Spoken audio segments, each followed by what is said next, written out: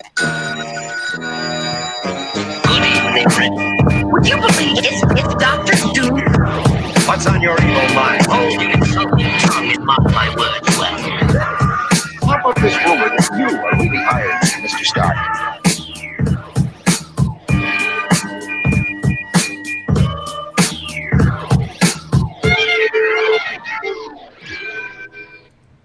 Hello, and welcome to another exciting episode of the Comic Book Chronicles. I'm just going to give that a little bit of a, there we go, a little bass boost that up a little bit. Boost. Yeah, a little bit of a boost. But this is the Comic Book Chronicles. I am your host, Roddykat, and you can find me at Roddykat on at News Nerds Need. You can also find me at Roddykat on Twitter. Here I go. Anyway, you can also find the News Nerds Need Reddit and CB Caps the Instagram that I put up comic book panels whenever I get around to it, which has been slacking lately. I need to get back on that. Yeah, a little bit of that. And with me tonight, the man, the mellow, the Brooklyn to your Brooklynites. I don't even know what that means. Ancient _70. What's up, everybody?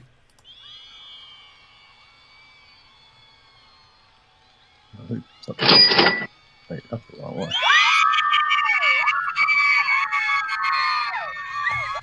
If you want to know who Brooklyn at, it's within him. That's all I can say. I'm sure he would agree.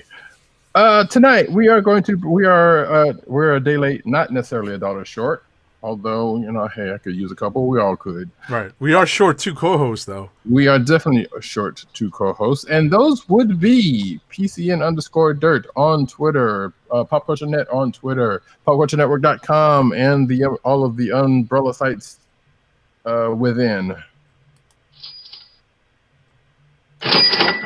And also the Osiris it is ish, the man with whom this, hey, none of this would be probably. Let's be honest with it. Tim DOGG98 on Twitter. The Click Nation, that's DKLIQNATION on Twitter. CB Cron on Twitter. Excuse me. That's you. That's me. I know, right? And also, of course, you can go check him out at Comic Book Resources, where he's writing his face off. And with that, we are going to get into this week's news. But first, I'm springing this on you really quick, and you don't have to go into spoilers, but we're coming a day late because Agent 70 went to see John Wick 3, Chapter 3. Right, opening night. And if you feel like want to give some quick impressions, some non-spoilery impressions. Right, non-spoilery. Don't have to ring the bell. So this movie picks up right where we left off with John Wick 2. And right, he had been excommunicated. Right, and believe it or not, the subtitle to the movie, or the secondary title to the movie, Parabellum, is apt. It has purpose, and you'll find that out, during the movie, and ultimately it's very pleasing. Like I said, no spoilers here.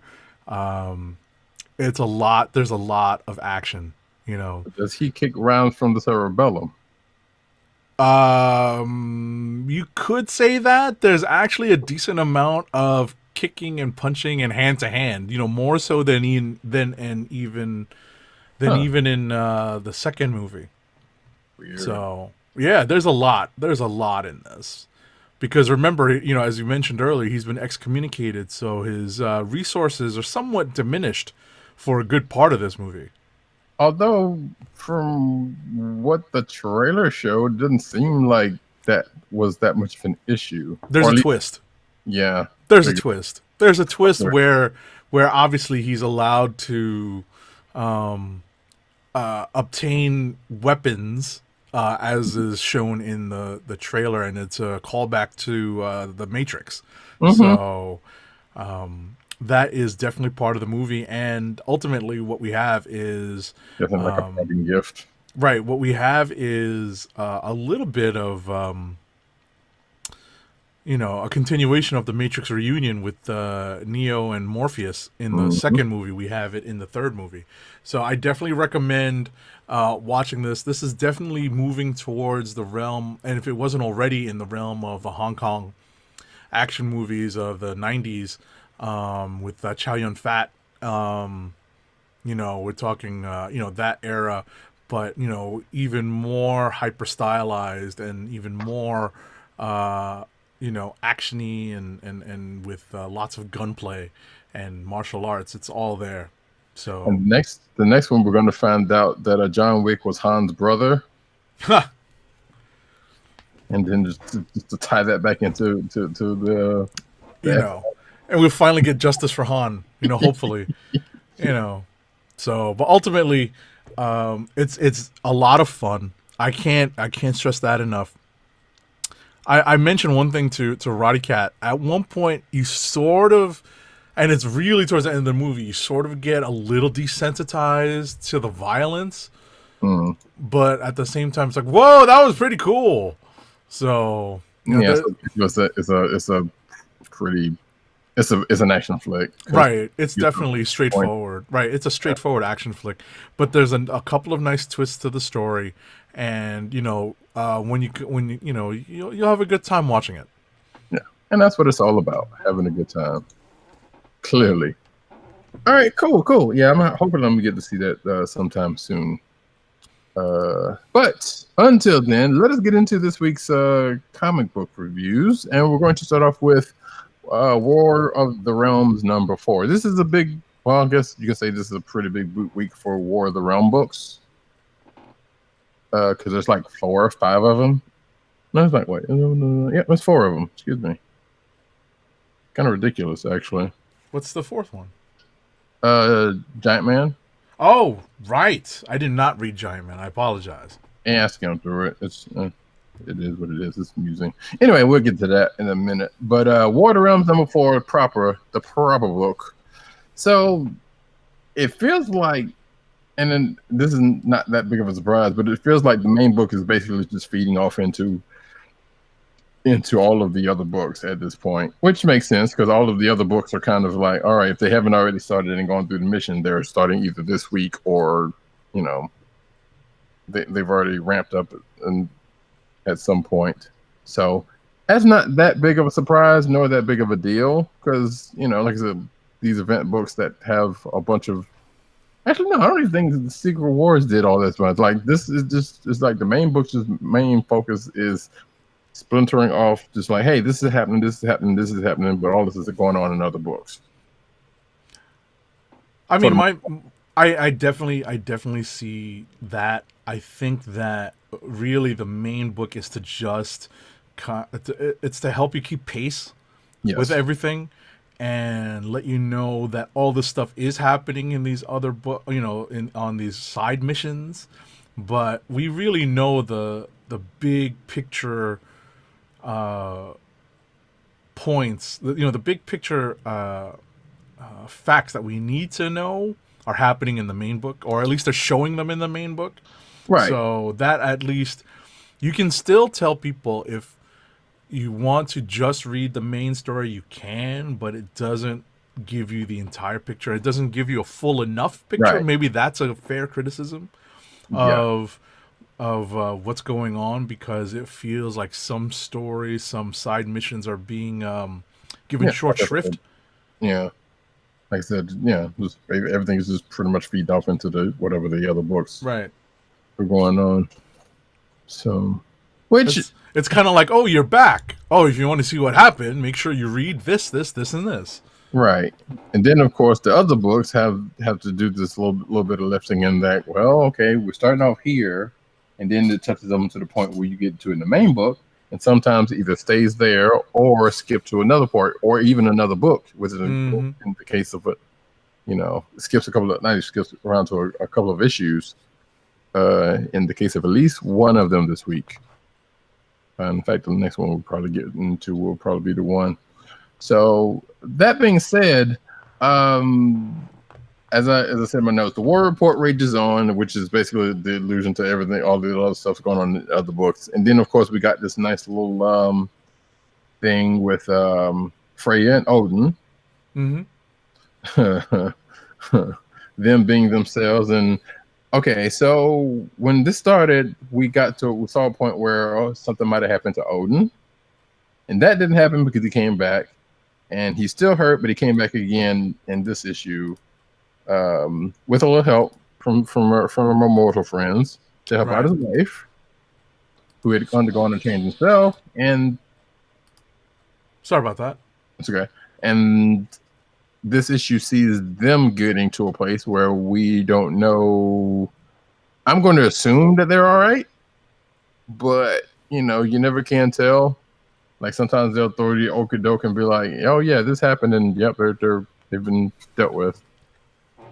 Right, so I've mentioned before that this is an updated version of a big storyline that Walt Simonson did in his seminal run on Thor that involved Surtur invading Earth and a couple of other high points of Simonson's run.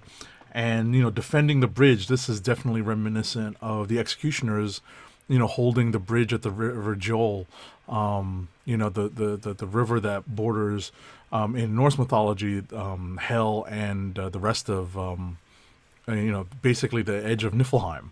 So right. Possibly alluded to in Ragnarok. Right. So, well, I mean, yeah, it's referenced in Ragnarok because of what the visuals are. But ultimately, what we have are Odin and Freyja, supposedly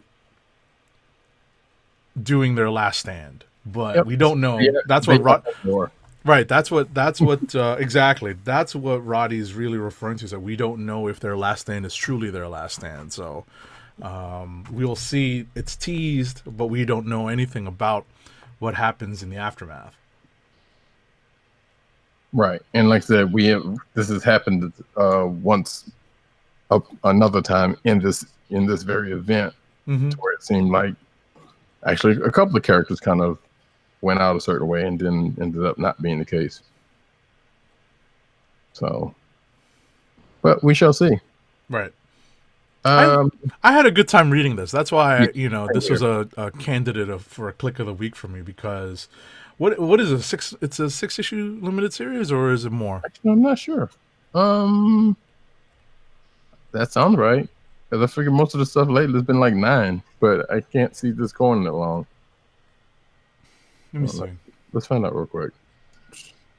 Oh, let's check the indicia. I know. Fact checking kills podcast. Ah, that's what they always say. That's funny. Or what I keep hearing people say. I don't know. Exactly. This makes me wish, even though my sound effects are on the fritz lately, I don't actually have the Final Jeopardy sound effect. So I got this one. Right. But we don't have the Final Jeopardy, so the do do do. Yeah, while we're doing our fact checking, like, wait a second, this is gonna bug the hell out of us for a while. 6. So it is 6. I wasn't pulling that number out of my out of a hat. So that's like the shortest event in the last couple of weeks. Well, I mean the minis are making it that much bigger, but no, as far as the main stuff is concerned. Right. No, that is definitely true. So, okay. So yeah, this is turning the corner, basically. And it's still firing, like it's supposed to. So, it's just a matter of, okay, are you going to invest the time to, into some of these side books? or Mm-hmm. if you can get everything out in the main books, which you kind of can. Right. But as we mentioned earlier, it's just not going to be the full experience. Right. And it's, if anything, it really will, the story is good enough that it will entice you into buying or at least looking into some of the miniseries and offshoots and tie-ins. Yeah, and as you're about to find out, then as we've kind of sort of mentioned the last couple of weeks, I guess we can, since we've run that one out, we can go to the rest of them. There are a couple of books that are decent enough to check out, and then there's some that's like, okay, yeah, maybe not, but still open to interpretation. So that being said, if we're done with that, we can get to the next one, which is War of the Realms, Strikeforce, the War Avengers. None of these books I don't think are in any particular order because they kind of bleed in and out of each other. I mean, in and out of between the main book and each other, sort of. Because I think there's even one of these books that kind of like touches on stuff in the main book and touches on stuff in the one. Matter of fact, I think this one does. What I was going to say is, I think the previous Strikeforce book read a lot better than this one in terms of how it fit into the miniseries. I don't know if the lead into this book said you should read this before you get to War of the Realms 4. I think that would have been better. It did. I don't think it did actually, because I tried to look. As a matter of fact, I've been trying to look for all of these and see if they have that in them, and I don't think I've seen it on any of them. Right. But once you start reading, you be like, okay, well, you kind of know where this falls in. Right. But I definitely think that the previous Strikeforce book read a lot better and fit in a lot more seamlessly than this one does. But I think it's also because this one kind of requires reading before you get to number 4. Yes. Because it makes a lot more sense once you've read this and then you jump into 4, because something happens in 4 that happens in this book. And essentially this is another Strikeforce team, quote unquote, the War Avengers that Carol is leading, the Captain Marvel is leading. And you might think this is a front line, but it's not necessarily. Right. This is basically it kind of is, because this is basically the home front crew while everybody else is doing, their side secret missions. Mm-hmm. These are the folks that are basically trying to keep the ball in play, to use a sports analogy. Right. Led by one Carol Danvers. So, not to be confused with the War Doctor, like Doctor Who, but that's neither here nor there. It's an interesting crew, to say the least. It's like it almost feels like, well, here's everybody else that we didn't pick for any other crew, and we'll throw them into this one. Yeah, I mean, there's definitely a military theme to this, and they even make a reference to it. So yeah, well, yeah, specifically, yeah.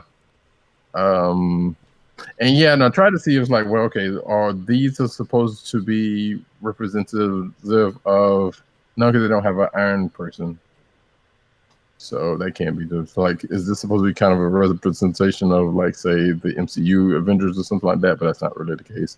Kind of like a twisted version. I gotcha. Yeah, but because, like I said, there's no Iron Man and there's no Shield Bearer. Well, they have They have Deadpool running around in a suit of armor for a little while. Well, yeah, he's in the back, but I'm not sure if that. But he and Black Widow was doing that, so I'm not sure if that counts. Right. And then, of course, they got the Hulk Marine dude, which I'm like, okay. Hulk Marines. So who needs sound effects? I can just freestyle on that. And then Venom, right? And then Venom, which that gets to a certain point that goes back into the main book in.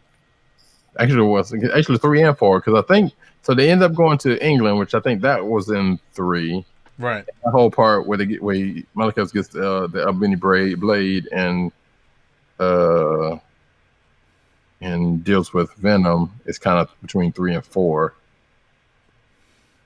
Right, so that's why I mentioned earlier that this would have been a lot easier to read had I not read War of the Realms 4 first. Right. Yeah. But it was okay. It was it was for what it is. It definitely fills in a lot of gaps and shows you some funny interactions between Deadpool and Namor of all people. Yeah, and that was the other thing that got me. I was like, well, you kind of wondered if he was going to have a place in this whole thing or not, or is this it? I'm assuming this is it because he's obviously got these other things going on in Invaders, and I think we even questioned whether that stuff's going to get preempted by this, which doesn't sound like it is, or at least for the most part. Because because his section was like up first and then, pew. Right. So I don't know. That's a weird one right there. Right, but ultimately, it's worth reading. If you're in on this event, this is still worth reading. Kinda, yeah, kinda. Like I said, like we said about the main book, it's not giving you that much. It is filling in some stuff that's kind of got brought up in the main book, but I don't know. You don't necessarily need to read this to get that stuff. Right. Oh, you don't need it to get what's going on. That's not what. Like, that's hey, definitely not what I mean. Right. Yeah. If you want to know how they came together, then this pretty much gets you there. But because I don't think this is probably the one group that didn't get called out, or that didn't get touched on in the main book as to say, hey, we need you to get a team together. Which I guess you could say that about a couple of the books from this week. Now that I think about it, so yeah, so it's a pretty decent addendum to the main book, but not strictly necessary.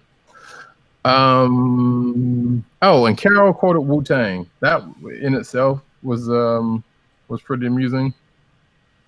So I would like to point that out. Oh, and the art. We talked about the art before the show. So there is some spots where the art looks like a classic looking Avengers book, but it's in spots. As Agent 70 said, it's like, well, they're rotating artists, so it kind of goes kind of back and forth with the weirdest of times. Like normally they would be like, well, this person's handling flashbacks, this person's doing future stuff. In this book, you can't really tell. It's like, well, this person's doing well. I'm gonna do these panels, and you do this panel, and right. And what I was gonna say is, it seems like the first half of the book is one set of artists, and the second half is another set. That's really what it breaks down to. And but even in that, though, a couple of pages seem like it kind of they broke it down a little bit more for whatever other reason. Like maybe one artist was like, "Hey, could you give me a hand on this or something?" It may not be the case, but it seemed that way. So it's nothing that's going to take you strictly out of it, but it is noticeable. Put it that way. All right. So, did you read any more? You said you read the Spider-Man one, right? Yep. Okay, so we'll get to that one, and then I'll briefly talk about the last one. Water Realm, Spider-Man, and the League of Realms, #1. This was I kind of skimmed this one, admittedly.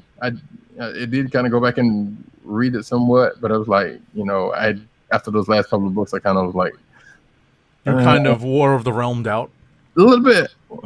Boom, nice.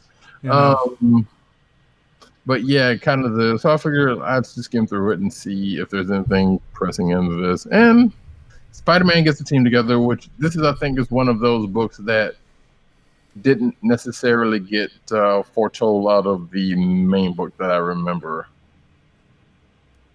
Because like I said, there's been specific times in the main book where it's like, hey, you get this team together and you go do whatever or something like that.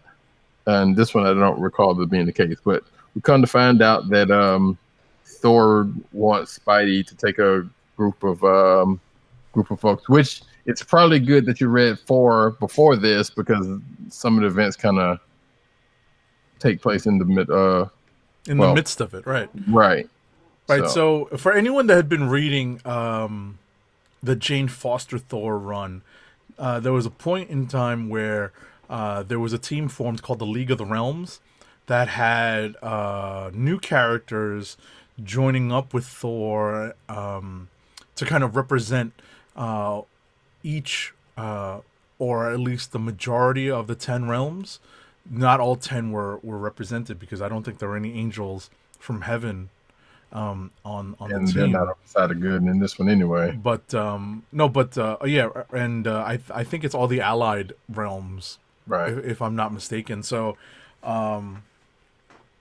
these same characters are brought back in this miniseries. I think it's a 3-issue miniseries, and Spidey's put in charge to take on the angels in heaven, from heaven, that are occupying most of Africa, and the team is sent to Lagos, or in Nigeria, and as usual, some superheroing ensues. But against Spidey's instincts, he actually goes and doesn't necessarily start with the punchy and the kicky to try to get some resolution to this. But obviously there's still 2 more issues in this, so we're going to get some of that at least. Right. And yeah, and this issue didn't go by without a hitch or 3. So Spidey didn't get his wish fully. Right. Well, there's the attempt. And ultimately what we find is that not all of these supposed angels are on board with the invasion and the goals of the invasion. So we'll see how this particular miniseries plays out. And See, I'm glad you knew who these people were, because I figured that they were ginned up for this book. oh, really? Yeah. Oh, right. So no, they definitely come from a period of time with in Jason Aaron's Thor run. They're not from the recent, like, say, year and a half. It might be 2 years plus. It might be going on 2 years ago when the League of the Realms was active. All right. Okay. Cool beans. Well, with that, we got one more book to go in the War of the Realms stuff, and I'll do this one real quick because you said you did not check it out. War of the Realms Giant Man #1. So if that name sounds kind of familiar, kind of should, especially if you cover. But yeah, it's basically Freyja asks Scott Lang to put a team together, or to meet with some other folk, and go to the most dangerous place in the world, Florida. Ah! Actually, that's not, well, it was something like that she said, but it was like, I kind of embellished a little bit on that. But, so yeah, but he and his crew, I would call them the A-team, but they're not all ant size. So they were supposed to infiltrate. They're the particle team. Yeah, basically. They're to infiltrate a frost giant camp, which just so happens to be in Florida, which makes kind of a lot of sense if you think about it. But so, and the team is made up of Scott Lang, Ant-Man, Raz, whatever his name, Giant Man, who comes from Ant-Man's last Raz Malhotra. Thank you. Who comes from basically Scott's last run. And then we have Atlas, who is basically a bad guy, or was a bad guy. It's Thunderbolts. Yes, from the Thunderbolts. And last but not least, folks, the nephew of one Bill Foster. What's up, nephew? Yes. So, in Goliath gear, and as you would suspect, they get along swimmingly. It's Tom Foster, by the way. Yes, it is Tom Foster. He's carrying on the mantle of Bill Foster. And a little bit of attitude at that, but which comes up. So needless to say, when Scott's involved with a crew, and the crew that, if you know anything about them or not, it kind of goes off like it kind of sounds off. There is a little bit of misadventure, and it doesn't quite go 100% well as they get into some stuff. But it was amusing, to say the least. I would say, and there was one part that actually one character kind of called attention to, and I thought about it myself in a similar vein, but at the Oh same no. I'm just skimming this, and they're like, "Reach for the stars, little man." Oh no! yeah, Oh no! that part was a trip. No! Because like so, and I'm sitting here thinking to myself like, wait a minute, okay, how I would like to see the story of how he even got involved with this, like, because clearly he has not been, and the second it was like, is he gonna end up like his uncle? Oh no! I don't want that to happen. Like he seemed like he has a chip on his shoulder, but don't let it happen.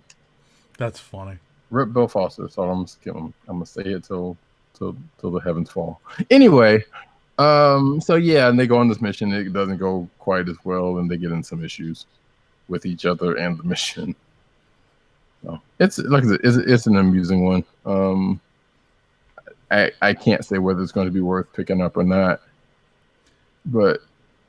And as a matter of fact, I think this might be the one that's not been called Essential. Yeah, this has not been called in the main issue, so I dare say you probably don't necessarily have to, because at least with the first two, well, Spider-Man would not necessarily also, but that's when it started to the blind gets blurred, and it's like, well, this stuff is not even getting called into the main issue, so therefore it can't be that important. So. At your own risk, I'm pretty sure when they put the trade out of Water Realms, I can only imagine how that's going to look and what order they're going to put this in. They'll have all the stuff in there, but I'm just skimming this, and the concept is hysterical. Yeah, it's kind of funny. I'm like, okay, I see why they got put together. I get it, but at the same time, I'm like. You couldn't find. That's funny. You couldn't find another way to do this, huh? That's funny. Alrighty. But that moving on to other stuff, as President Bartlett would say. What's next? Exactly. Well, I guess we can stick to the Marvel train for a second. I know you read them. You had to have. Actually, I can look because you did put it in here. What's that?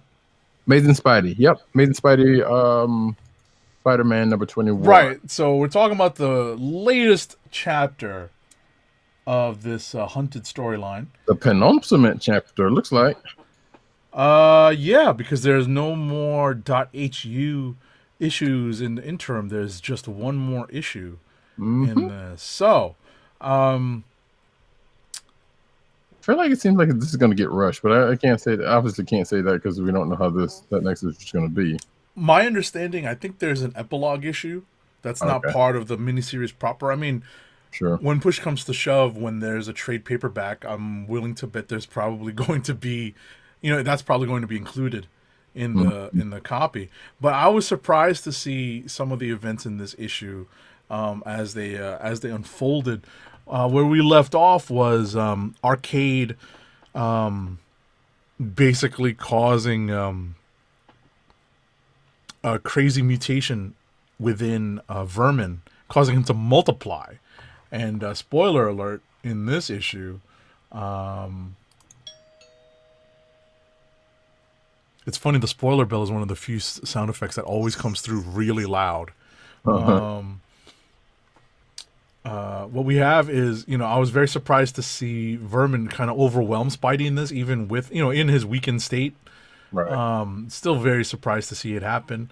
And, we have Craven come out and take control of that situation, because it's not what he was planning on seeing. And it was very apropos to see the font from Craven's Last Hunt return. With the text boxes and the coloring behind them and the font. Anyone who's familiar with that story will spot that immediately. Yes. And again, right after that happens with Craven, what happens? And it doesn't get called to fully again. Oh, you mean with the costume? Yeah. Ultimately, what we're dealing with here. Well, I mean, what we're dealing with here is, a character that doesn't care about secret identities. He's just like, that's my target. He's the spider. I suppose, but actually, wait. Did he know? Did he know it then? I'm trying to remember now. That I think about it. When he buried him, I don't think so. I don't think so. I don't think he cared. Yeah, He's not one. It's not one of those. I know your secret identity, so I'm going to go after your family. If you recall, in the first, in Craven's last hunt, it sounds so weird to refer to it that way, right? yes. The first one is The first last hunt, right? The initial story, Mary Jane wasn't in any sort of danger from Craven. right. So it's not, or neither was Aunt May, neither was anybody else. This was strictly between Spider-Man and Craven. So I think that's where this is still all emanating from. But I still feel like something could come up from that after this. Right. I was about to say simply because there's more characters involved. Because now we have this son, quote unquote son, the genetic copy of Craven running around. So that may become a future story point. What's funny is that Kurt Connors still doesn't know.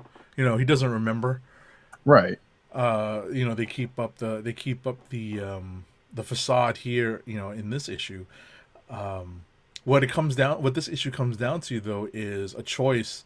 Once Spidey's kind of back in Craven's clutches, a choice that he has to make in conjunction with Kurt Connors. And Kurt Connors thinks that there's really only one way to go about rescuing his son, rescuing the Black Cat, getting everybody out of the Central Park hunting grounds. Which is still weird. That whole part was still weird. Because it's like, well, Spidey, here's your lesson, here's your test, and you got to do this, and here's, you're going to pass, fail. I saved you from Venom so you could do this, and, not Venom, Vermin. Vermin, yeah. But, like, so you could do this. I'm sitting here like, well, wait, are you, okay, I get you want to toy with him a little bit, but that's, like, that whole part there was like, oh, okay. I'm hoping there's going to be more of a payoff to this than just, hey, I'm gonna screw with you for a minute. Mm-hmm. So, I'm gonna make a man out of you, like the Disney song says, I guess, which I've still not seen the movie of. So I don't even know. Was that Mulan? You just quoted Mulan? Yes, I did. I have never seen the movie, but yeah, I can quote that for some stupid reason. That is funny as hell. All right. I know some Disney folks who love that song. So. That's funny. But yes, so no, but as we were saying, this may I don't know if Amazing 22 is going to be exercised because it feels like you would need a larger than normal issue to cover all the story. I think that's going to be wrapped up because just bear in mind before we wrap up our discussion on the book, we have all the villains that are kind of getting the upper hand on the robotic avatar hunters. They're all striking back. Right, they're all striking back. You've got Craven and Spidey, and you've got Craven's son and Black Cat and Kurt Connors. Vulture. Right, exactly. Mm-hmm. Yeah. Yeah, those are the villains striking back. I know, but Vulture thinks his part is bigger than what he actually knows. Right. So that's a lot to cover. Yeah, no. That's which is why I'm saying it's like I'm hoping some of this pays off. Because that's gonna, I don't know. Right. I mean, the build up to this was good, and some of the execution early on was good because they gave some of the characters room to breathe in those .hu issues. Right. But as you mentioned, we're in the penultimate issue, and we're not sure how this is all going to wrap in a single issue next month. So hopefully, with any luck, it's a double-sized, or there's going to be a lot more happening in an epilogue issue. Mm-hmm. So I'm looking. Oh, I'm cheating just slightly. What's that? Because I'm looking at Comixology. Oh, you're looking at like the previews for the next issue? Yeah, it says 32 pages. That's exercised. Mm-hmm. And then Fallout from the Hunted, but it doesn't have a page count on that one. So Right. So that's what, if I recall correctly, looking at the solicits and looking at the previews for the next few months, I'm certain. Like I said, I didn't pull that out of thin air. I think I did read that they're going to do some sort of aftermath type stuff. right, which is sounds like what the issue after that would be. So hopefully, I think things turn out well. That would be kind of disappointing. Mm-hmm. You get all this nice build up, and then just go. Yeah. Well, the hope is that, Or at the very least, it ends that, and maybe brings it up sometime again. I mean, you kind of would hate that, but right. I would prefer that. It's like, okay, we got a fine point here, and then it's going to bring it up later on as something else or something.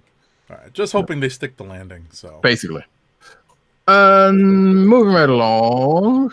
It's just a day, but it's okay. What we got next? What do you have? Oh, let us do Guardians.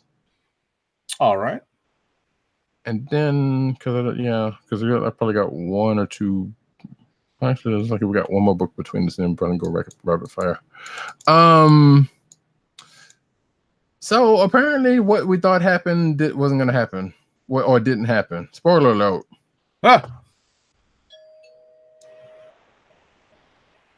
So we thought the body count was, what was it, 5? It's not 5, and it's 4 because apparently Core didn't bite it.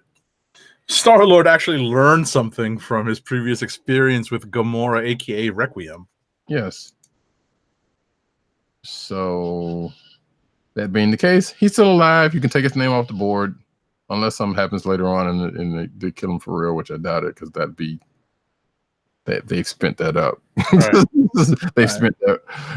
But in this issue, I am happy to say that one, I'm right. That's all I'm gonna say. Because we get to find out. Well, one, I think this is the end of this. I dare say this may be the end of this arc.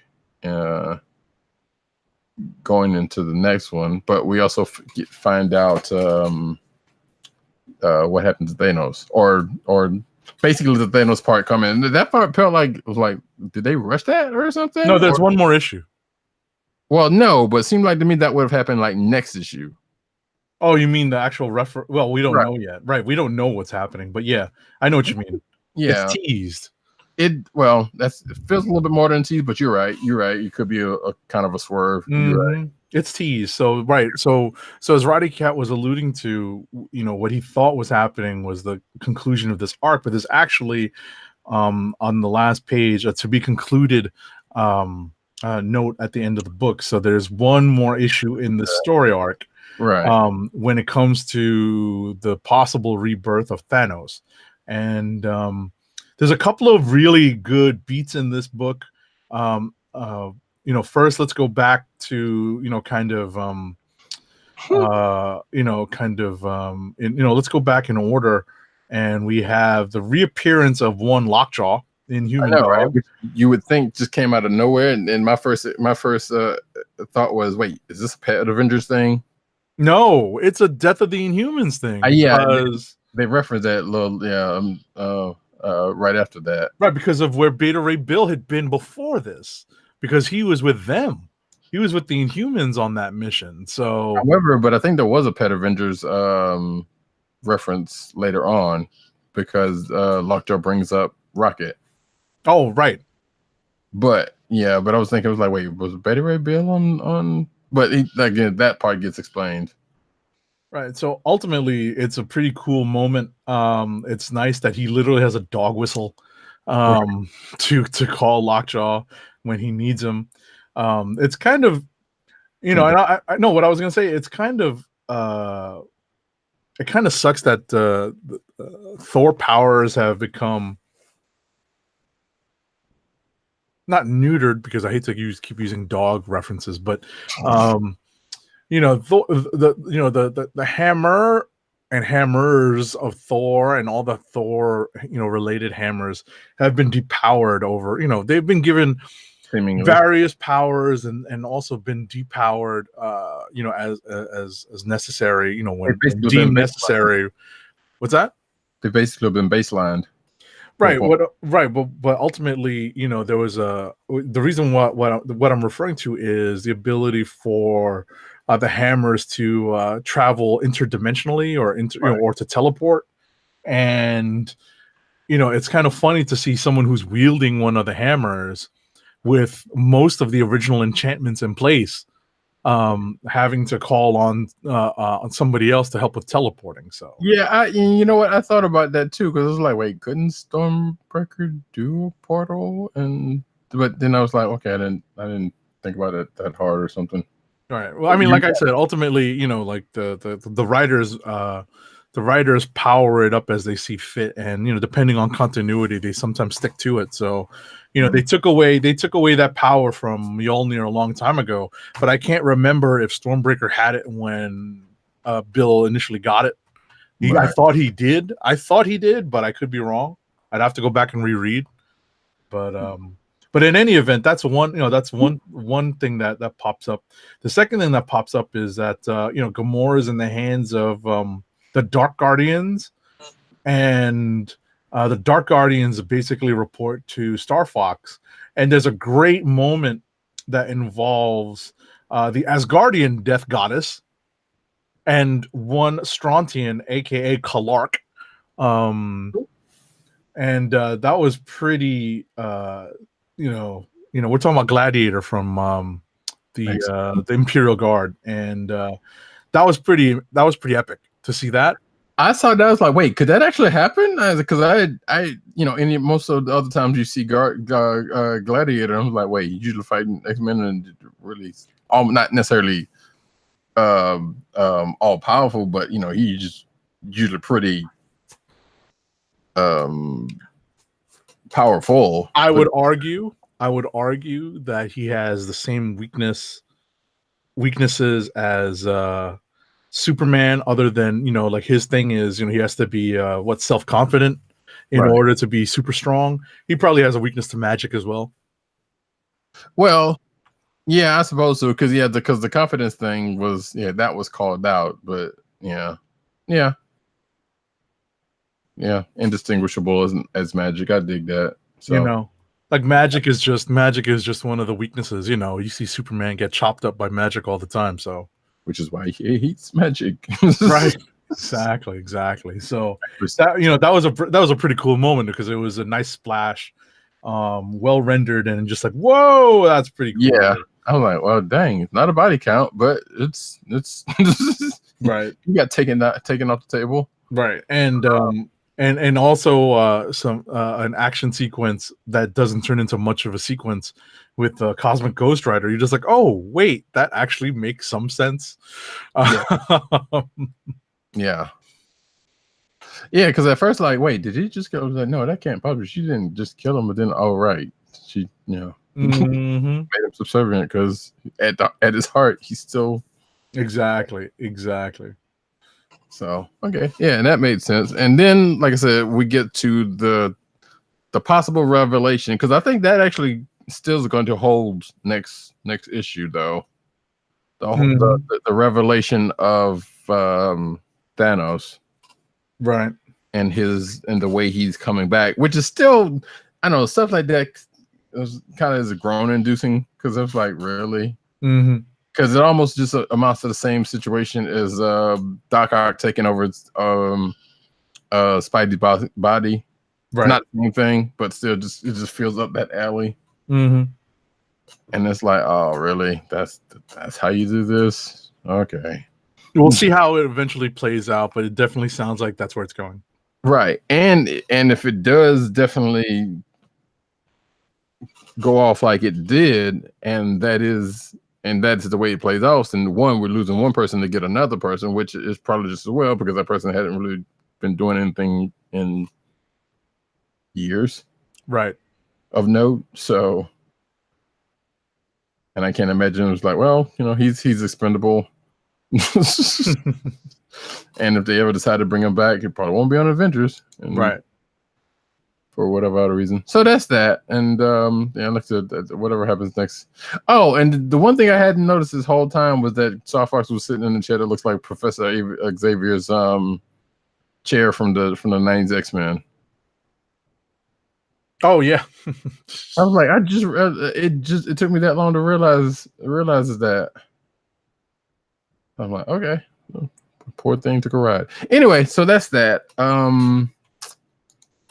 What was that? Guardians of the Galaxy number 5. I should just write that down.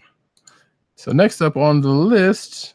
Wait, did you read Justice League? Nope, I did not have a chance. Okay, because I was about to say, since we brought up Superman, that would have been the thing to do. But pardon. The last book between us looks to be Immortal Hulk.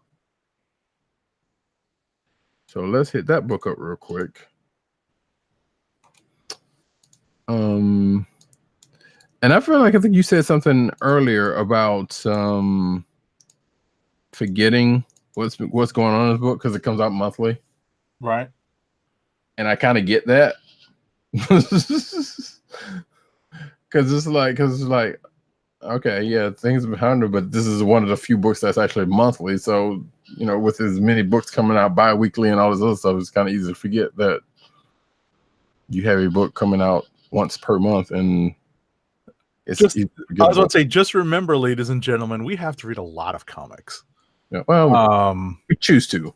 Right. Not that we have to, but in order to keep up with the demands of the show, we actually do read a lot of comics. Indeed. So we do once in a while have lapses of memory. Yeah, and sometimes to catch up on stuff to get current, we have to read a good bit. Right.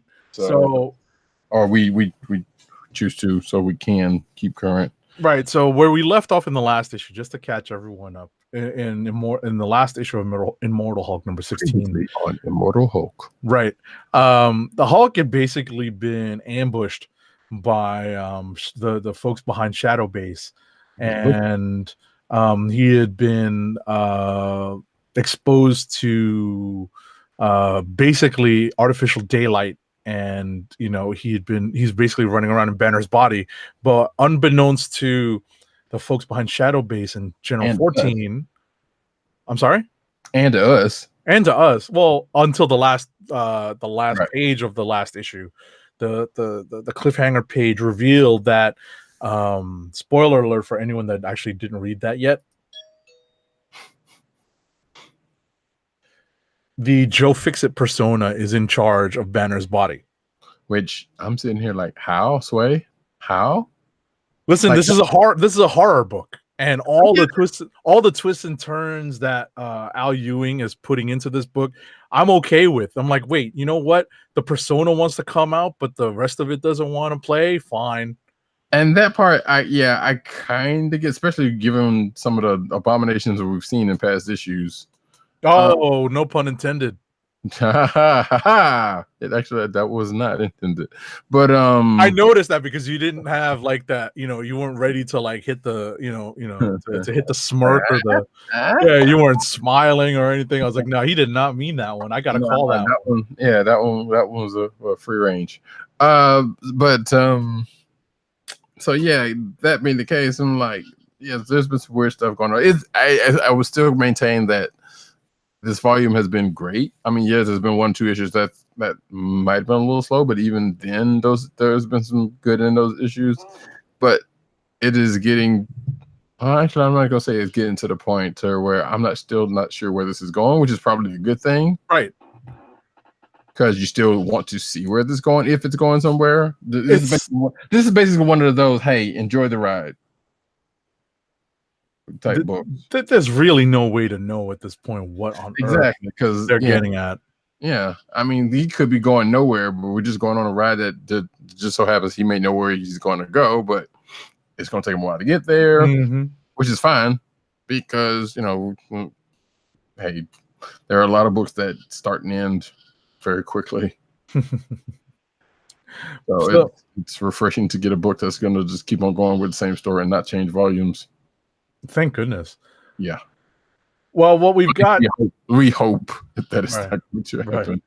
what we've got in this issue is, Bushwhacker, who has kind of made a resurgence in the pages of this book, is going after Bruce at the behest of General 14 and the Shadow Base team, and they're basically telling Bushwhacker, "Come on, just take him out, take him out, take him out. Stop playing with your food." But he's basically getting his Craven the Hunter on with and slightly But off the the end. Right, what I was going to say is, but the tables get turned because of Joe Fixit being in charge, and there's a couple of great moments where, wait, he's stronger than he looks, and wait a second, I guess those aren't plastic. There's a couple of great lines Right. in this, and some of it is a little, there's a bit of action and adventure involved because we do have this group chasing down Bruce Banner in their complex, and he's trying to find a way to turn the tables, and he has to use both his cunning and Bruce Banner's intellect to make that plan work. Couple of things. Did you notice that the pencil had the name Keown on it, like Dale Keown, and written upside down? Oh no, I didn't notice that. So he doesn't use the pencil as John Wick though. Bring it all the way back. He does not use the pencil as John Wick. He uses it in the much more traditional sense. Right. 50 men with a pencil. Who does such a thing? Exactly. Oh man. Anyway, Yes. yeah. So ultimately, without spoiling too much, Banner does make a way, and we will see what happens in the next issue Yes. as we're left with a pretty interesting cliffhanger that ties together a couple of things that we've seen in the last few issues related to Shadow Base's activities. Yes, and given what has happened sporadically in this volume, there's some of friends and or foes of the Hulk have come back out to play at times, and this one would be no exception. Right. So Right. Oh, it's listen, it's hard to really express how different this book is sometimes. There are definitely some issues that are a little bit more superhero SmackDown type issues, but those are actually relatively few and far in between. yeah, and there's the one that are pretty much more narrative driven, but still are just as effective. Right, and this one is a little bit of a mix of both, because of the revelations towards the end of the issue as well. So we shall see how this goes. This is still one of those must-read books. You pick up and you kind of have to digest it sometimes, trying to figure out what's going on, and that's a wonderful thing.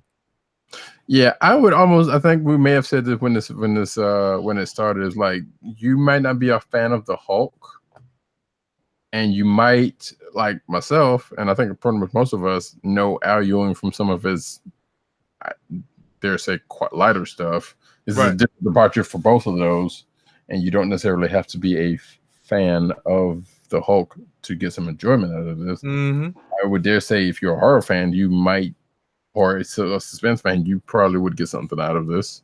Right. So it hits a few different layers. Yep. All right. You don't necessarily have to know the Hulk's. It would help, but you don't necessarily have to know the Hulk's history, because some of it kind of gets thrown in. Well, yeah. I was about to say there's deep cuts that come back. Definitely. But listen, in the age of Google, if you're reading this and all it takes is a couple of quick taps to figure out who that character was, sometimes that's all you need. True that. And speaking of quick taps, let us spin up the Vulcan. All righty, here we go. Rapid fire.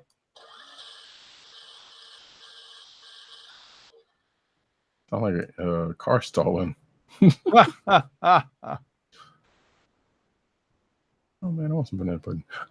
So I'll go ahead and get mine out of the way because I can one or two sentences a lot of these. And boy, I read a good bit this week. Luckily, half of it was more Water Realms, so that's out of the way. Teen Titans number 30. So after the events of last issue, the rest of the team finds out about Damian's little secret prison, and of course, what ends up happening, they split sides on what to do with it. And the fights break out. And what do you think would normally happen after that? They break up. That didn't happen. However, they did get a visitor just out of the blue. That's of some relation to one of the team members. So I guess that's supposed to be breaking things up a little bit. Mm-hmm. And we don't. And Deathstroke, his whereabouts was mentioned, but whether it is what they say it is, who knows? Well, somebody would know. Justice League number 24. So apparently there's another kryptonite, except for it's not actual real, it's emotional. And as I said in my notes, like life beat you to that one, Snyder.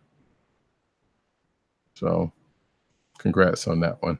But nevertheless, the League's trying to get away from the bad Lois Lane. Batman's still doing his thing on over there on the side, seemingly joining the World Forger while the rest of the team escapes. Superman gets brought up for like a couple of panels, and I don't know. Well, it actually starts out with the Superman, but then they just kind of let that go. Mm-hmm. So there was something about that part I was going to mention. I can't remember what it was, so it doesn't really matter. Outside of the kryptonite thing, but yeah, that's like I said, this issue is still not going to beat what was it 22 where they had the big exposition dump, but it was all right. Star Wars number 66, and if you're thinking like I did, Order 66, congratulations, you are a nerd. But this has nothing to do with Order 66. What this does have to do with the crew is on Show to Run. They took over the Queen's palace, but the Queen got wind of it, so now she's trying to take it back. The Empire is trying to bombard the place, trying to get the princess and possibly the Queen Trios has some collateral damage. The Queen and Leia gets to the fight. All they needed was some Street Fighter bars to go on top of them, but it didn't last that long. There was a clear winner. You can pretty much imagine who it might be. Meanwhile, Luke's trying to keep R2 out of the hands of some radicals that want to blow up the planet, and that doesn't necessarily go as planned. So we leave the issue with a possible meltdown on our hands. Star Wars Age of Rebellion, Lando Calrissian, or as some would like to call him, Lando Charisma Ian. I just made it up. No one does that. Anyway, so basically this is a one shot. I think Greg Parks is doing these books, if I'm not mistaken. This is basically a one shot surrounding his acquisition of Cloud City. As a matter of fact, this is the early days of him getting Cloud City and some stuff he's got to deal with, and some dealings he had to get around and handle. Okay. Yeah, that's all I can say. It's really that. Like I said, a lot of stuff is not really. There's not a lot of these one shots are not. They don't have a whole lot to them outside of just like this is a story of stuff that it gives you a little bit more on. Hey, you want to know how Leia got that suit that she went to go rescue Han in? There's a story for that. Some of that stuff is actually good because you can make some stuff around it. But some like these, it's like, yeah, okay. It's just Lando being Lando, and he finds his way in and out of things. So, it is what it is. Next up, and Lobot is there, by the way, which the Lobot does more talking here than he did during the course of Empire Strikes Back, which they still hadn't explained why that happened. Okay. That's just me. The Star Wars nerd in me just, Transformers number 5. We may or may not have seen the last of the little robot, or one of the little robots that has been a slight focal point of this arc. We're not sure. However, we do get a nice little tete-a-tete between Bumblebee and Soundwave, looking because Bumblebee's maybe trying to get recruited into the Decepticons or something, or I don't know what's going on that side. But there's a couple of things going on. Brainstorm's funeral had happened, and politics are still going on, and some things happening here and there. So it's still the story's still trucking. The framing of this is still kind of interesting to me because it's not really clear, but it seems like it's in the past. But story's still so far pretty decent. There has not been that much transformation, I dare say. Mm-hmm. So if you're going in for transforming and Decepticons and Autobots, you're not really getting that in this one yet. That's all I'll say. Darkseid was. And I believe that is it. I was reading, I was skimming through Ironheart number 6 while we were getting ready, but I didn't finish it. So that seemed like it's all right. I'll finish that up. It's Miles, this issue where Miles comes in, helps out Riri, or vice versa. Okay. Next, go for it. All right, so it's my turn, and the first book I'm going to speak about is Batman number 71. We are still in the midst of Batman being broken or about to be broken at the hands of Bane, and I believe in issue 75 we're going to get to City of Bane. I think that's the upcoming story arc. Yep. So we are still in the midst of Batman being broken. That's where this issue is. This is going to read, I think, a lot better as a trade paperback. Daredevil number 5. Daredevil basically has to get bailed out of some very tough positions that he's putting himself in as a result of being less than 100%. We'll put it that way. He's definitely less than 100% when it comes to the what's going on in the book. He's trying to go after some of the Owl's henchmen, and things just don't go the way he wants them to because he's just not functioning well, and he's bailed out by a bunch of new Avengers. And when I say that, I really do mean new Avengers. We're talking about Jessica Jones, Iron Fist, Power Man, and Spider-Man.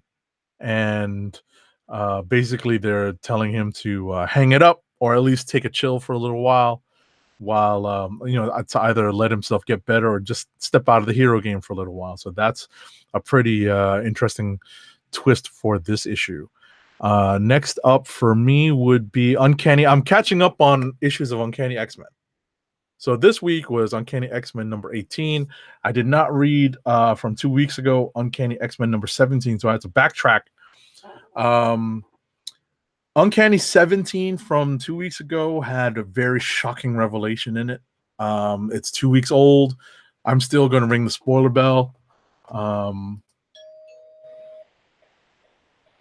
We actually had the death of Wolfsbane in issue number 17, and she goes out like a punk. It's very bad. It's very, very bad. And I hate to speak like that of such a well-loved character who's been around for a very long time. Not today. Right. No, she didn't get that part. She was definitely not channeling her Arya Stark. But in 18 we get the fallout and the ramifications of that, and we also have a face-off with Mr. Sinister. So there is a lot of things going on in this. Bear in mind that some of the news that dropped this week is going to impact how you read this run of Uncanny that's really reading like a suicide mission. Until this run ends and the new reboot begins, and we'll have more on that in the news later. So anyone who's reading this run of Uncanny now, it was interesting in the wake of not Disassembled. Was it Disassembled? Yeah, they did do a Disassembled. Yeah, they did do a Disassembled. It was interesting. Rosenberg had some great issues in the wake of Disassembled, but now that we're running into the tail end of the story, it's gotten to be a little less fun. It's a lot more grim, and it's not as interesting at this point. I more than welcome a reboot of the X-Men franchise at this point. I hate that it come to that, because I mean that it's come to that. Right. Books they've been doing that with books just for salt. I don't know. So like, why would you need to do that now? But we'll get into that. All right. So that's it for you, right? Yep, that's it. So we got clicks of the week.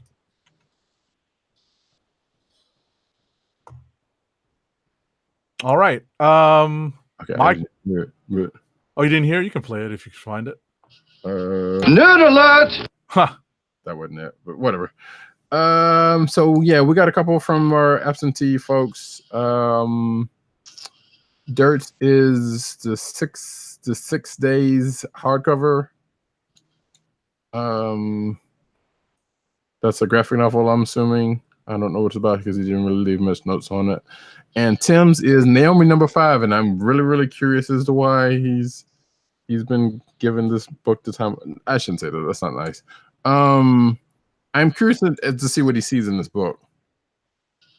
Okay. Because it's a business book, but even though he has help this time as opposed to some of his other creations. Okay.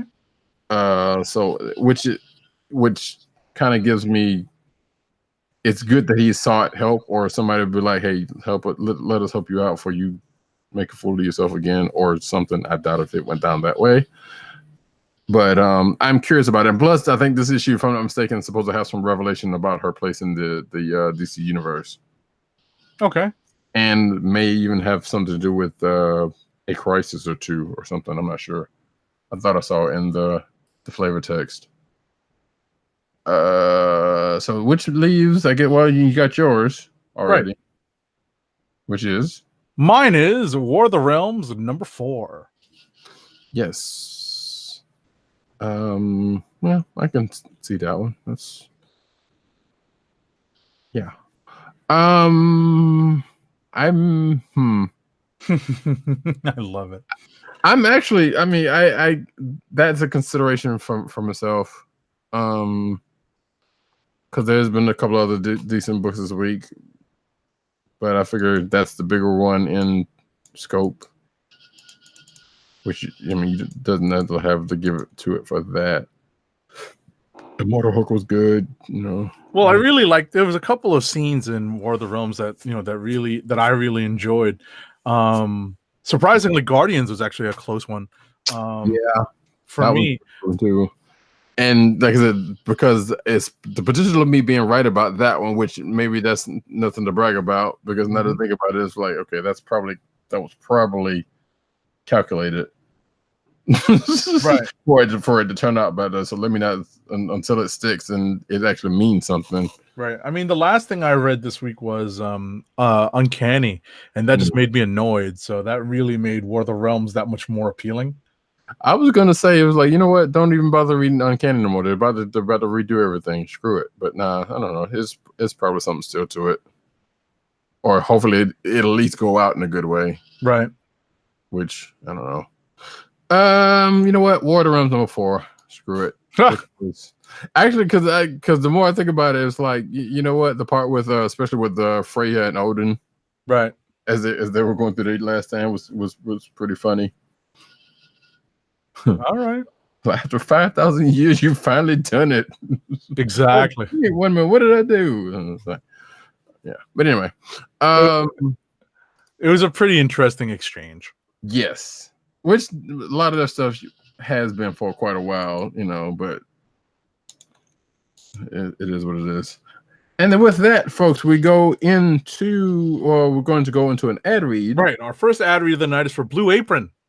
So Blue Apron brings fresh ingredients and incredible recipes and delivers them weekly to your door. It's a meal delivery service. Skip the grocery store and make incredible meals at home with Blue Apron, always shipped free right to your home. And now the listeners of the Click Nation's Comic Book Chronicles can get $30 off your first Blue Apron order. To place your first order with $30 off and to help keep our show free for you, go to our network website at cspn.us. That's cspn.us. Then click on the Keep Our Podcasts free link at the top of the page. From there, scroll down to the Blue Apron link and sign up for your first order. Blue Apron through cspn.us. Do it today.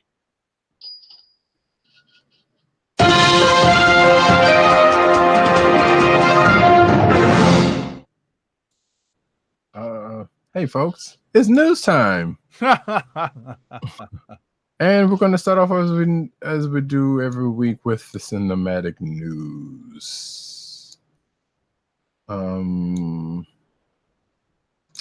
First up, it's going to be a rash of, no surprise, a rash of Avengers Endgame news. So, Avengers Endgame gets Spider-Man Far From Home trailer as post-credits scene.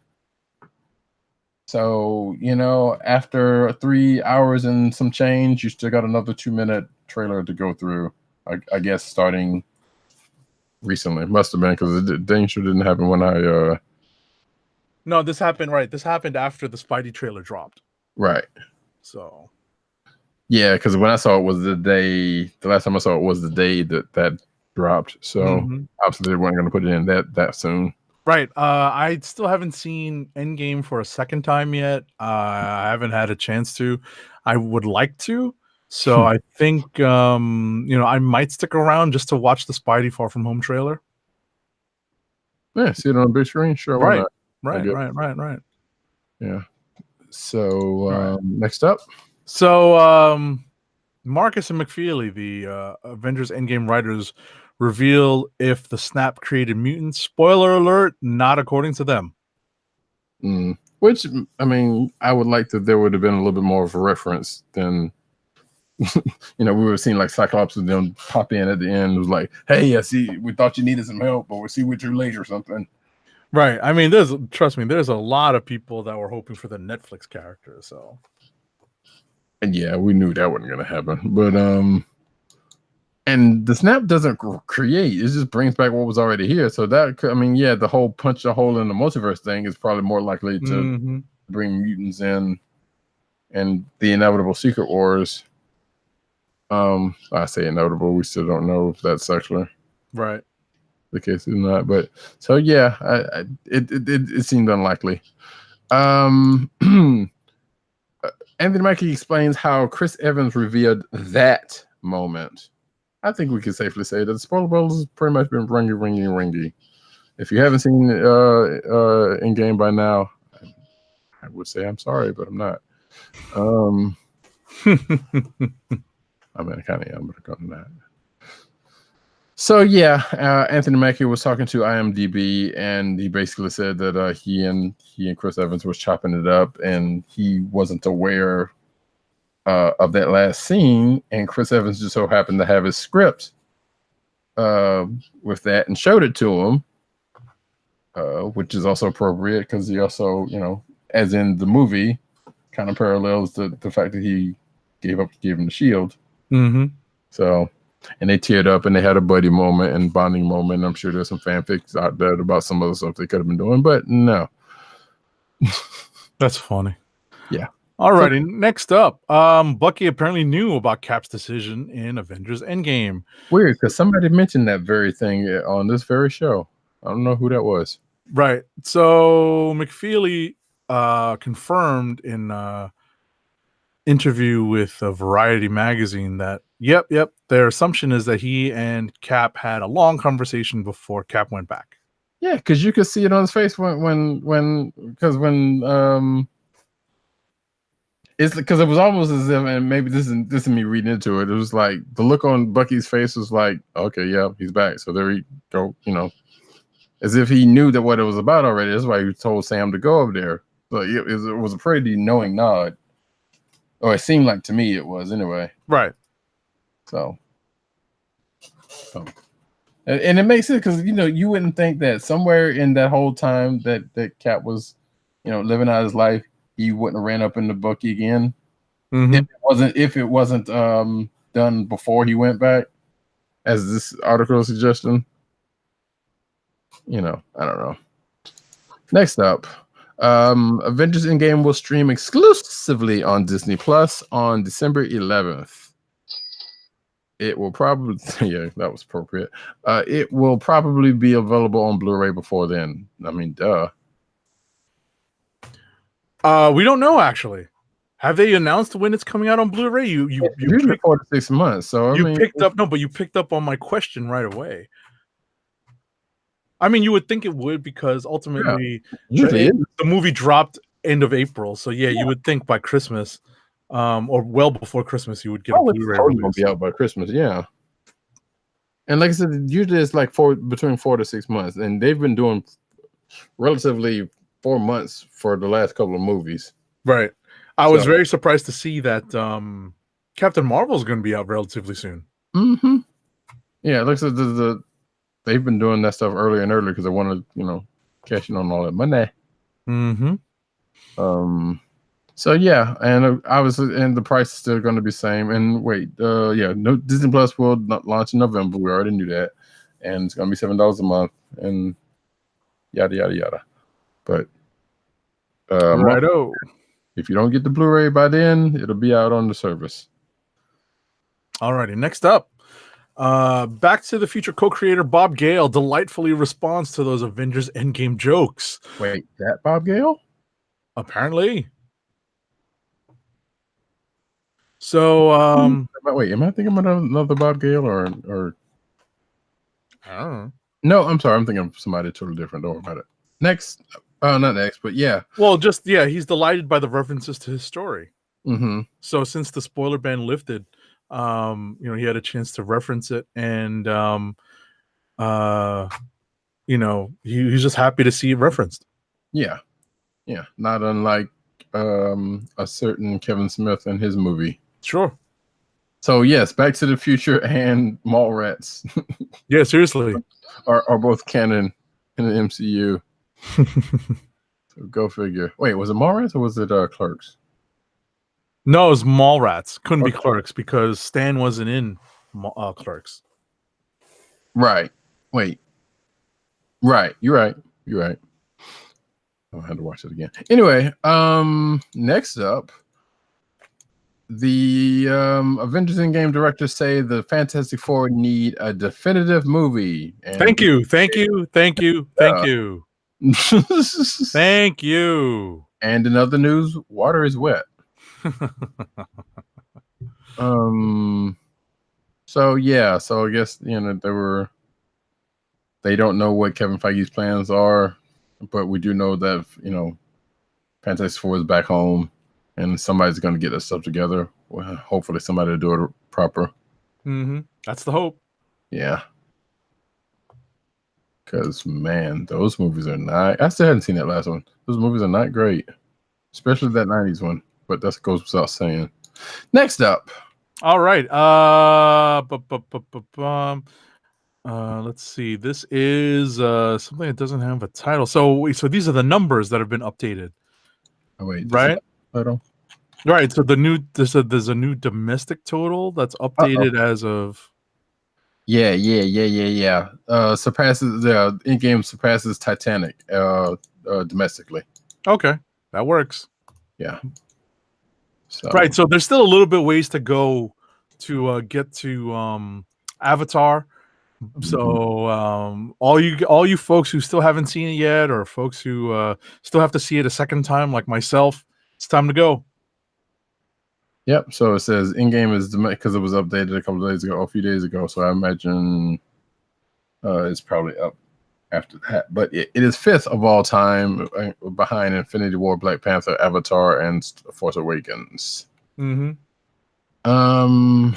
Man. Obviously, you don't necessarily have to point out the fact that all of those movies in question are under the same company. Right.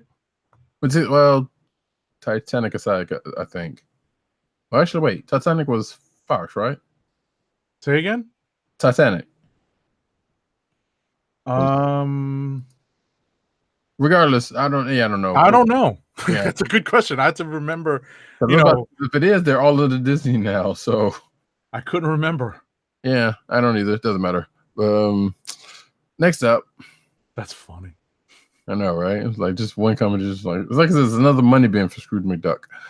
The next Star Wars movie hitting theaters in 2022 will be from. Actually, there's another one underneath that. I'm gonna append to this. Will be from Game of Thrones' Benioff and Weiss. Rian Johnson's trilogy still doesn't have a date attached. Now, why is this news? Well, because we already talked about last week the fact that there's going to be 3 other movies, and that's going to be the first one by these gents. It is also worth noting that these are the same 2 gents who are behind that stupid Confederate show that they're trying to get off the ground at HBO that people have been trying to boycott. I thought they already canceled that. No, I don't know. The people are acting like it's still not necessarily. It's still kind of in the wind. Really? Yeah. Okay. Because I don't recall them actually saying it was canceled. And if you did not know, basically a show about, hey, what if the Confederacy won the war? Nobody wants that bullshit. Well, let me phrase that. Some people want it, but those people need to die. Anyway, all hate mail can be directed to one Roddykat. Bring it. I gives little. Anyway, so yeah, so that's that, and I've seen people saying they're going to boycott the next Star Wars movie if once they find out that whether the status of that Confederacy thing, that shouldn't happen. So next up in news that no one finds surprising, Disney has taken control of Hulu. And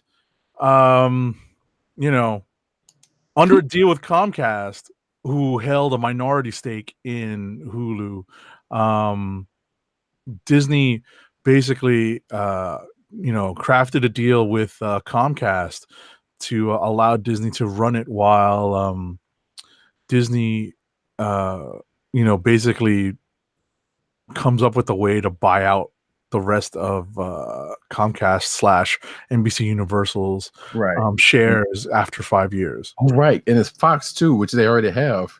Mm-hmm. I forgot about that part. I've altered the deal. Pray I don't alter it further. Ultimately, what we have is the adult Disney Plus streaming service, because as we've mentioned before on the show, anything that might be construed to be adult, and we've already talked about like the Hellstrom story series and the Ghost Rider series that Disney is going to put out. They're going to be on Hulu, not on Disney Plus or Netflix. Right. Well, yeah, Netflix is going to get shut out of this particular deal. So yep. So yes, that's the thing. What they should do be like, hey, $8 a month, you can get Hulu and Disney Plus, which I don't know if it's even worth it because some of the same stuff will be on there. Next up, DuckTales reboots reintroduces the duck that quacks in the night. Okay. So, yeah, Darkwing Duck will be reintroduced, which is weird because if the counsel of the story is true, Darkwing Duck and DuckTales were in 2 different universes, supposedly, and they only shared one thing, which was Launchpad McQuack, who was in both things. So, but apparently, yeah. So, upcoming show, what is it? This Friday?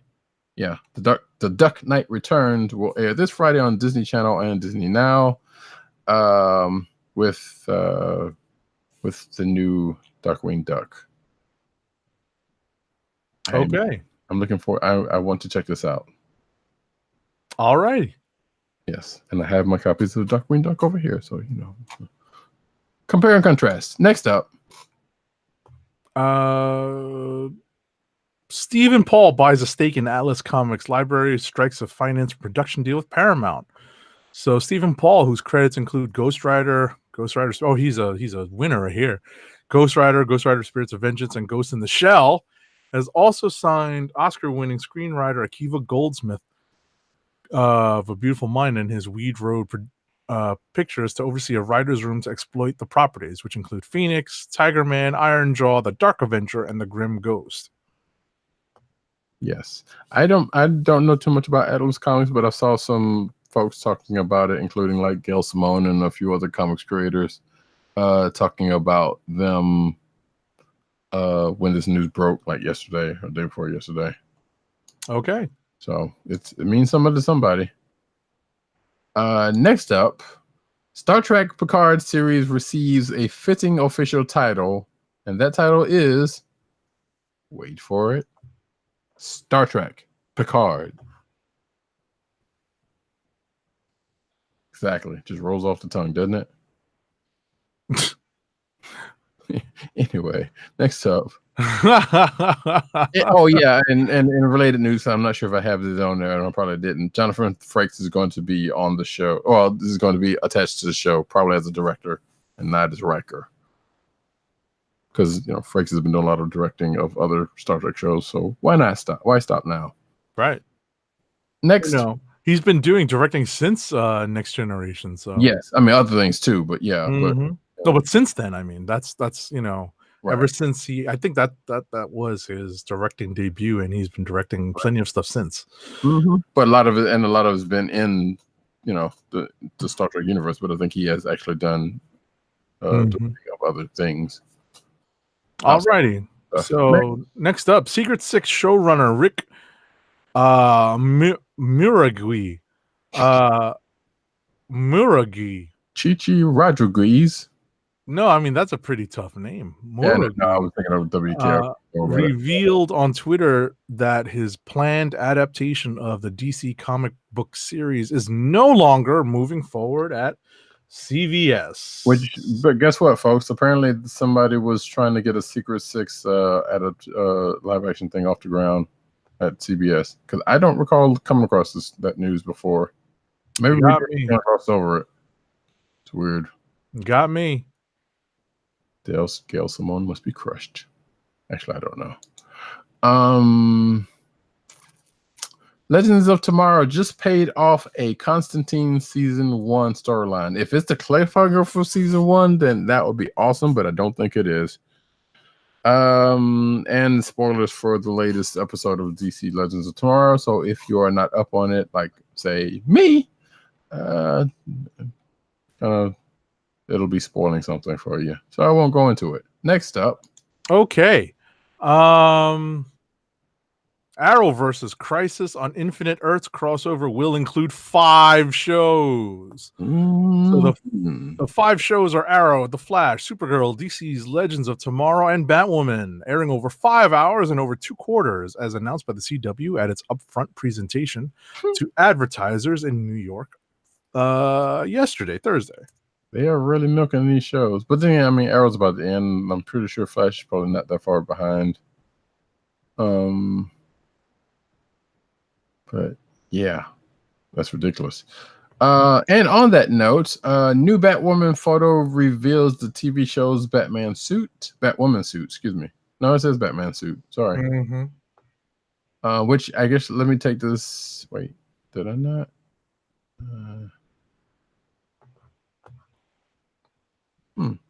Weird. There was a trailer that just happened within the last day or two, and I thought that was in here. But guess what? Regardless, hey, it's out there.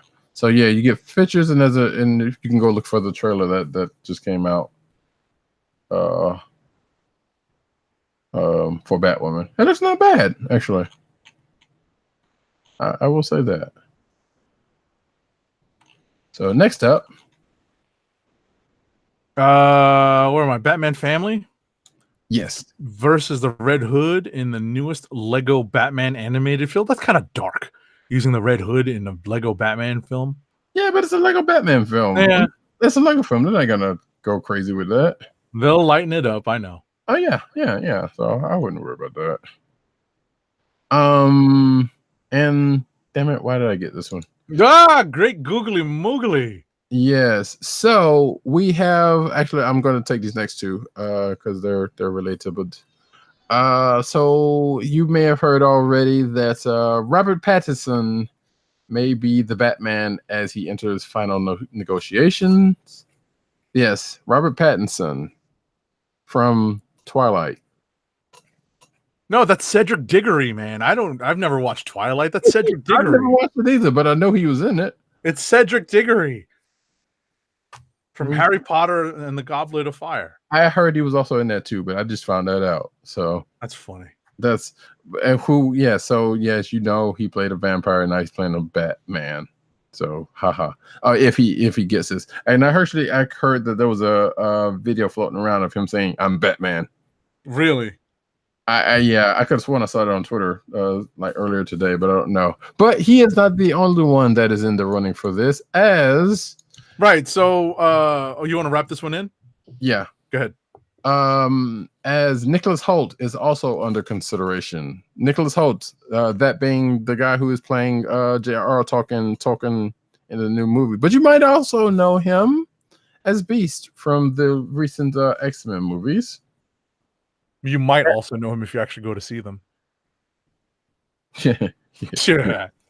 Yes, he's actually. And also Mad Max Fury Road, where I still haven't seen, where he had a fairly sizable road. Mm-hmm. So, I don't know.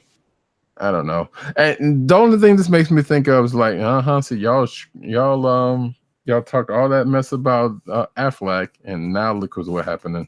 Yeah. Be careful what you wish for, right? Yeah, I know. And now if we get Sparkly Batman, we might potentially get Sparkly Batman.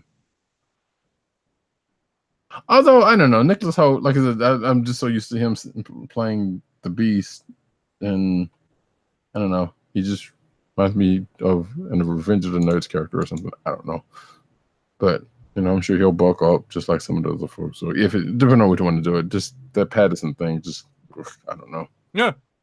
They say, he might be good at it. We don't know, but I still think Affleck was better than people thought he was, or gave him credit for.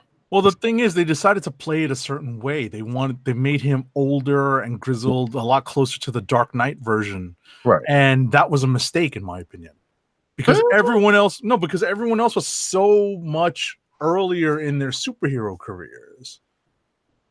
I think that's the mistake. I think it worked though, because they couldn't all be like fresh out the pop. Well, at the end of the day, he couldn't be so much further along, though. That was my opinion. Yeah. Because he's so close to being like, the hell with everyone. I'm riding around on a horse, And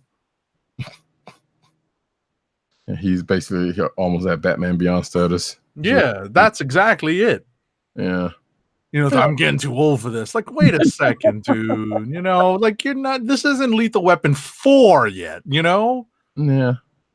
I don't know. I still didn't have a problem with it, but that's my feeling on it. Sure.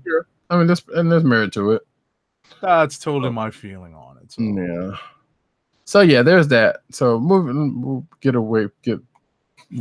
developing. That story's developing. So next up. Last but not least, Ghostbusters. The original Ghostbusters score is getting a 35th anniversary reissue this July. So if you didn't, get enough of Billy Ocean, right? No, not Billy Ocean. What am I thinking? Parker Jr. Ray Parker Jr. Thank you. Actually, I think it's the score. It's not the. Not the soundtrack. Okay. Yeah. So that's like the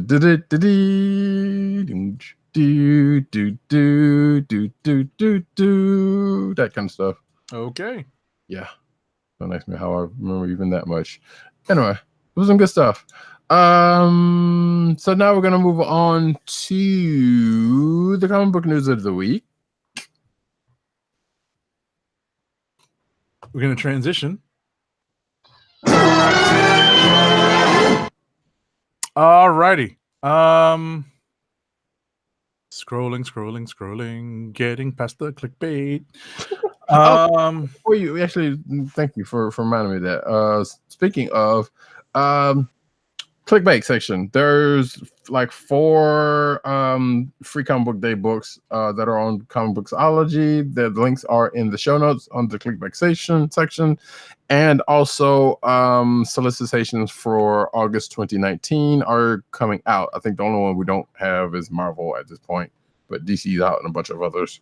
Okay. Which leads us into Heroes in Crisis finale has been rescheduled.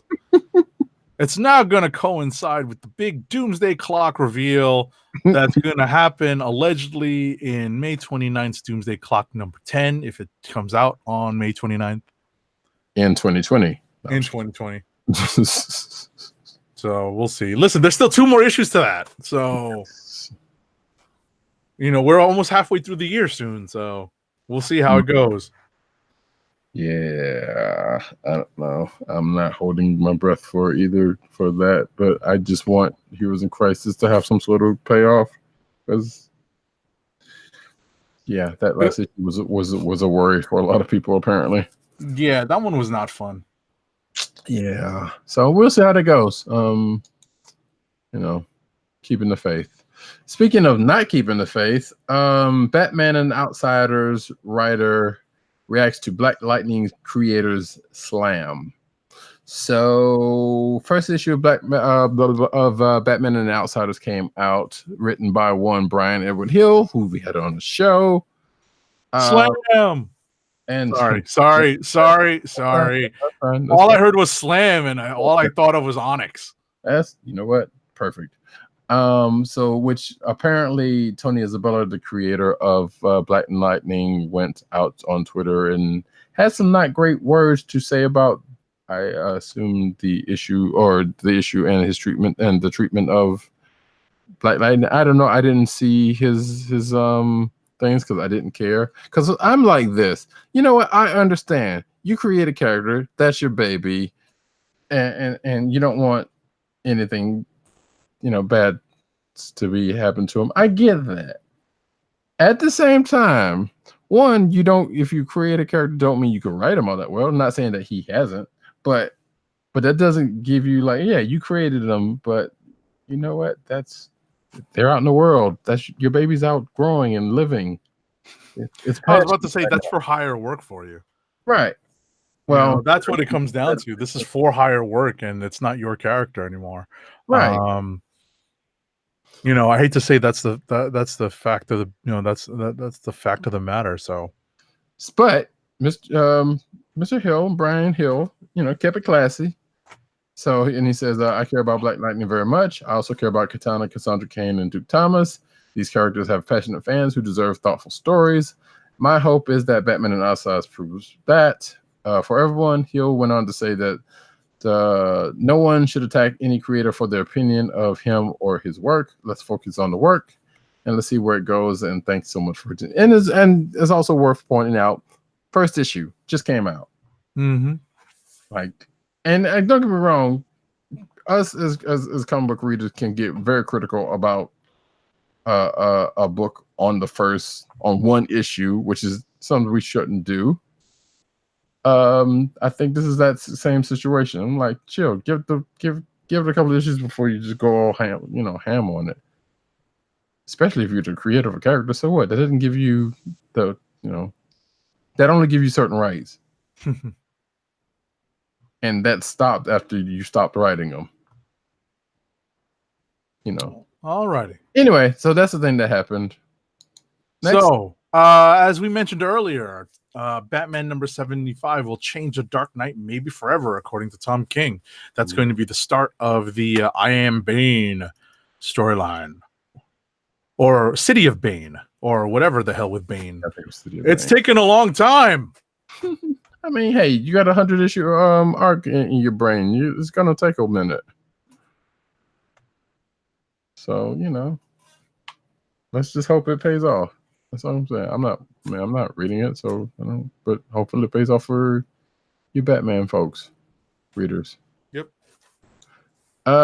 Returned memories, change, rebirth, continuity in Hawkman, Young Justice. I think we kind of sort of talked about a little bit of this. When the last issue of Justice, Young Justice came out. I don't know what's going on in Hawkman, and I'm pretty sure none of us do. Nope. But Tim Drake got his memories back and realized that hey, there was a whole nother version of Young Justice before, the couple days prior to him meeting these other people. Really? Basically, yeah. Goodness gracious. So that kind of opened up something, but at the same time, it's like, well, what does that mean? And Tim Drake, because there's still a couple of questions about all that. It was like, okay, it's Tim Drake. Like, where is he coming from? And there's still some questions. Basically, that's what I'm saying. Like his relationship with whatchamacallit is still intact apparently, but I still don't know that much about that. But like I said, this whole his memory comes back, just kind of opens up something. Mm-hmm. Will Bendis pull it off? Let us see. Next up, DC relaunches Wildcats with Warren Ellison and Ramon Villalobos. Believe it or not, this is not the story of a high school football team with Goldie Hawn as the coach. This is the Wildstorm property that Jim Lee started off with, and at Image, and it has since been reborn in a bunch of different variations. So this summer, Warren Ellis and artist Ramon Villalobos are going to launch a new 6-issue miniseries starring Grifter, Savant, John Colt, and Adriana Tereshkova, only one of whom was actually part of the original Wildcats team. Who was that? Who was that? The one that rhymes with Sifter. Yeah. Yeah, I figured that. I'm going to cast Tolarian Scholar. I don't know. Anyway. No, you were not. That's funny. Go on. Yes, I don't know. So look at that. That's shout out to them for that. I'm sure one list is gonna be crazy. Someone was playing D&D very recently, apparently. Magic the Gathering, actually. Oh, Magic. Okay, I don't. Talking about casting, I'm like, that's the only thing I can think of. Yeah, it's all good.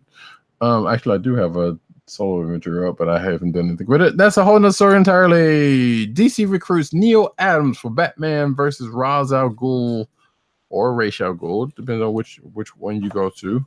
Miniseries. I still don't see how people get race out of Ra's, but you know what? We're not gonna have that. But wait a second. Check this. Yes.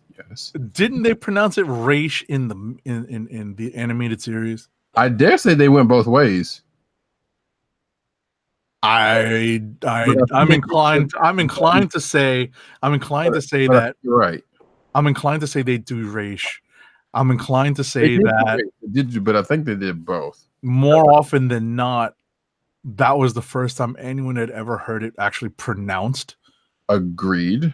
So I think most people, yeah, but it's still like, well, it looks. I mean, yeah, it sounds stupid if you're saying Roz, but that's what it looked like. But right, the only reason why I bring it up is if there's one thing that we can use as a guide. It may not be canon, but we can definitely use it as a guide. It's the animated series. So, I freely admit to not being that familiar with Batman lore and the demon stories. Were relatively, like one of them, like the original was pretty old school, and then the graphic novel that came out in the late 80s and early 90s was on the shelves. It was just a little too expensive for me to pick up as a high school kid. Was it Arrow that was using Ra's al Ghul? I think they might have been using Ra's too. I can't remember, because I know there was somewhere else was someone was using Ra's al Ghul. Maybe it was Justice League. I don't know. I'm not crazy. Well, like I said, at the end of the day, but I agree. We've got this mini series from Neil Adams, so good for him. His artwork's gotten a little bit more loose as he's gotten a little older. 6 issues. I'm hoping that he's able to get that out on time. I'm going to assume and hope they gave him a good bit of leeway. Since we're just hearing about it now, like maybe he's already a couple of issues in. Excuse me. But that goes on sale on August 21st. So, alrighty, still got a couple of months. Next up, Lion Forge has unfortunately laid off associate editor Christina Steen Stewart following its merger with Oni Press under the new umbrella company Polarity. So we talked about the Oni Press Lion Forge merger, and this is some fun. Matter of fact, I think we even mentioned this particular letting go at the end of the show last week. But yeah, there's a few more after this, including her. So Kara Tan laid off from Lion Forge, who was production and logistics coordinator. And there's this one was a leave actually. Andrea Colvin, who was the EIC VP, left on our own accord, which is probably one of the few that has that. And there are 3 other people. What are these women? Oh no, Scott Snocky. Okay, there's one dude. Melissa Mazzaros, Desiree Wilson, and Scott Sharkey all got laid off by Oni Press. So yeah, so we did see that we say that there was going to be some fallout of the merger, and you hate to see people lose their jobs and none of it comes off the top. Mm-hmm. So, but that's the thing. Hopefully they'll land on their feet. Trust me, know what it is. Next up, in Stan Lee watch. Oh, wait a second. So we're up to Stan Lee's former business manager charged with elder abuse against the late icon. Boo. Which there was, I feel like we had a story of possible allegations of this, like when Stan Lee was still alive. And so there was some of this still kind of was out there or floating around. So apparently this does an actual thing, possibly. Right. Fuck that dude, if that's the case. Yeah, seriously. So yeah. But in other news, Stan Lee's Alliance is a Trick of Light adds Grownish star. So Yara Shahidi has joined the voice cast of Audible audio drama Stan Lee's Alliances, a Trick of Light, according to the Hollywood Reporter. Trick of Light follows Nia and Cameron, 2 young people who embark on a mysterious adventure when Cameron gains the powers to see into another world. So, yeah, and that'll be coming out June 27th for your audio pleasure. Next. Alrighty. Marvel's going to announce a new exclusive on Friday. So, I think that was last week, so I'm not sure if that actually... Was that Patrick Gleason? No, I thought it was this Friday. So it's tomorrow. I mean, it's today, actually. Wait, are you sure? Depending on the date of the story. Today, but I don't remember seeing anything from today. You got me. I mean, unless it's... Let me see. Yeah, I don't think that's from... no, because I think the rest of the stuff is from... And I don't think it was a Patrick Gleason, because I think we talked about that last week, which was before this. So, yeah, I'm not sure. I'll have to look around, because I'll try to look around earlier. Unless, yeah, I don't know. No, this is an older story. Yeah, no. It's dated May 9th? Right.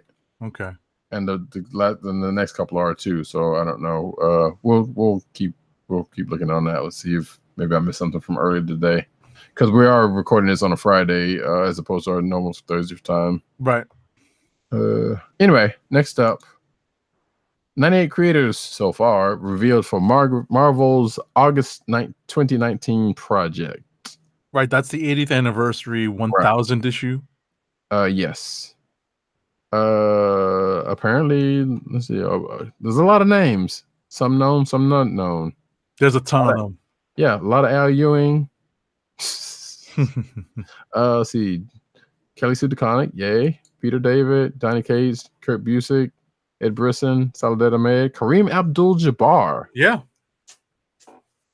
who I do know is a writer who has written books and such, but I don't recall him ever writing comics, so this ought to be interesting. Was it Slylock Holmes or something like that? That is Mycroft. Mycroft Holmes. That's Yeah, it. yeah. Which is actually I take that back because he wrote the novels of that, and those have been, I want to say at least one of those have been translated into Comics. Yeah. into comics. Yes, because I remember reading one a while back. Yep. But anyway, it's a bunch of other names, like I said, you know of, you know of, and you may not know of, but a lot of it's in the industry, and some notable others. A couple, like say. Wait, Taboo? Please don't say Taboo is in Black Eyed Peas Taboo. Yeah. Oh, fuck. Come on, really? I don't have a book. Let me stop.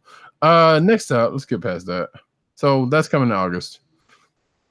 If you guys, for fans of the show who are listening on audio, you're missing out on the folks who watch the video watching me just kind of nod my head and tisking just now. Yeah, you couldn't see the face I made. Just not thought for the best. So, War of the Realms event leads the pack in a down sales April for comic book sales. So, War of the Realms #1 and Symbiote Spider-Man #1 helped Marvel Comics reclaim the spot as the direct market's top publisher for April. Not that big of a surprise on the War of the Realms front, but I am slightly surprised about that Symbiote Spider-Man. But that's just me. I don't know. There's a lot of people, at least maybe even in the speculator market, who are looking at that because of the Mysterio tie-in. Yeah, and that I could see, but that's still, I don't know. That doesn't make the strictest of sense, but I can see it. Anyway, April, folks. Ghost Spider #1 sends Gwen Stacy to the 616 universe. So not only is she moving on up to college, I guess she's moving to a new universe. Really? Apparently. They announced that this week, huh? It says updated to May 16th. Yeah.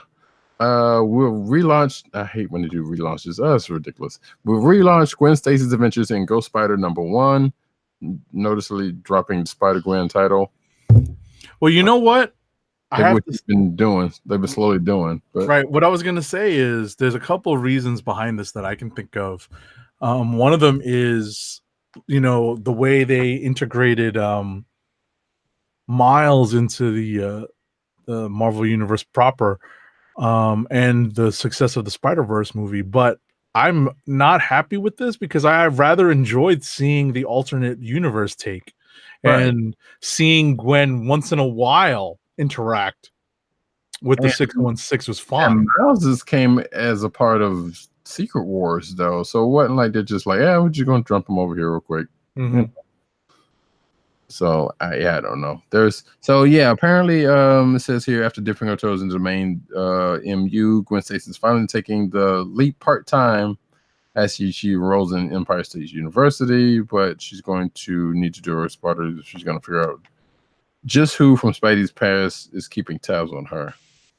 That's disappointing.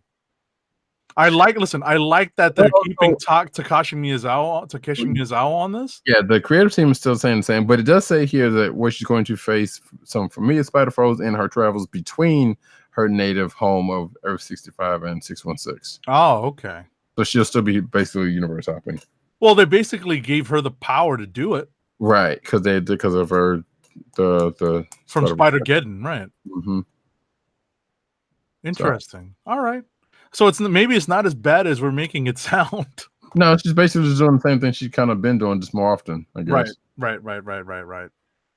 Which means could more potential crossovers.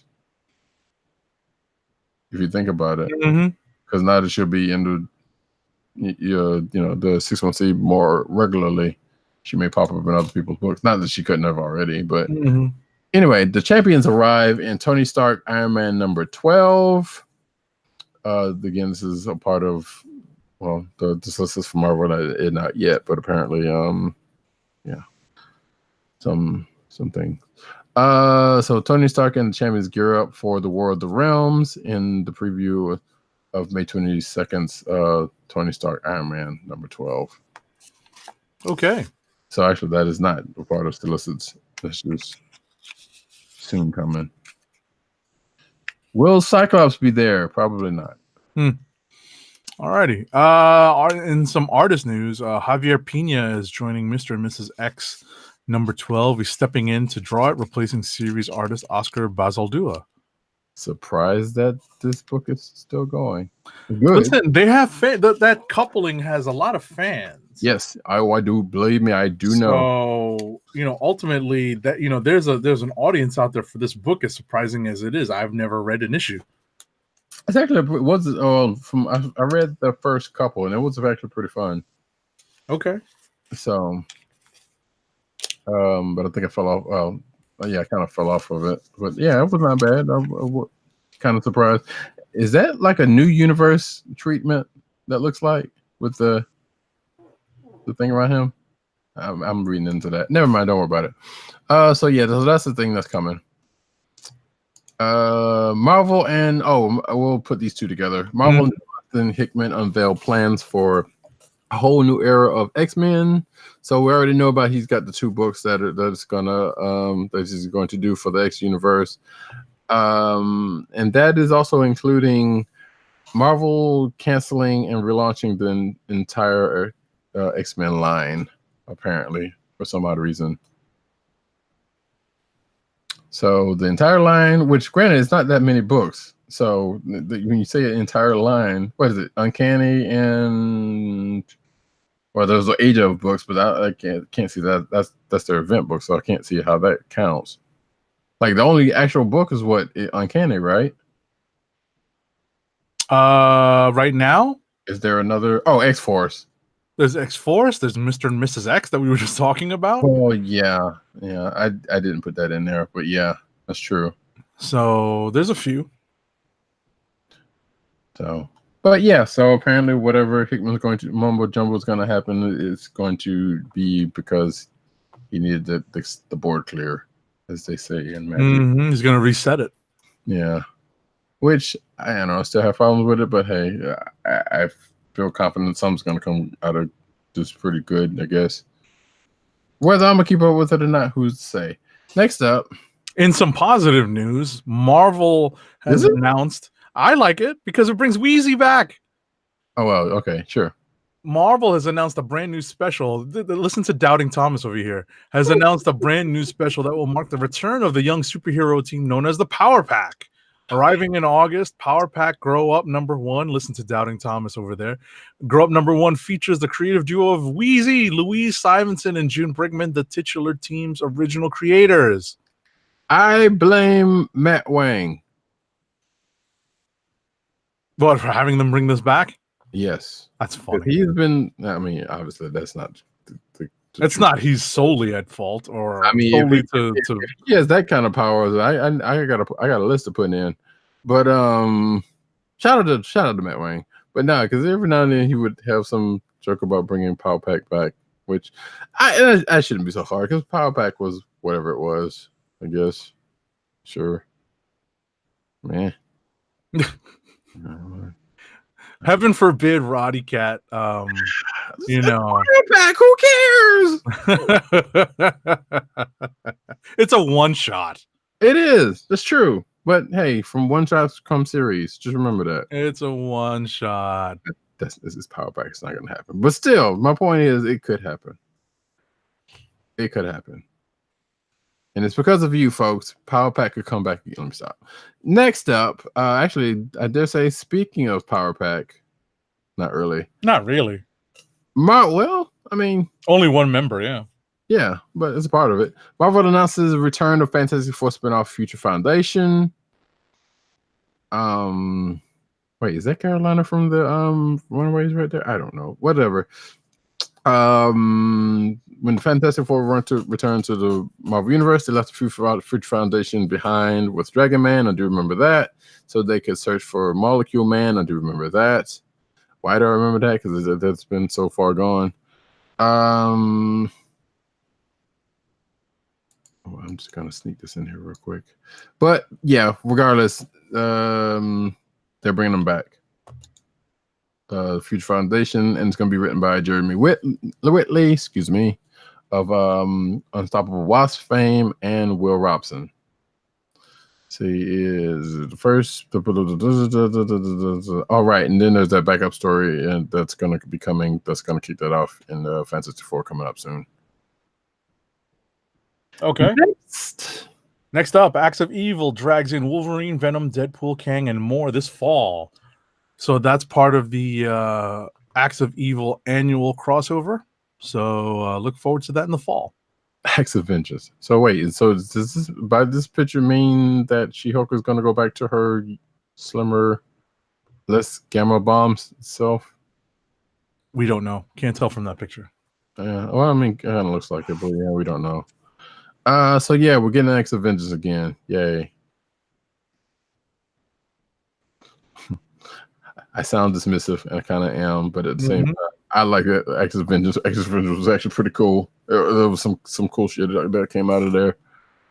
Next up, I just snuck this in here, but Marvel releases Acts of Evil. I was about to say Vengeance, creative teams and covers. So this is a whole list of people who are doing stuff, and all of this is relegated to annuals and not like, lines of books. So that's probably better. Hey, you remember? And I've said this before. Remember when annuals used to have their events?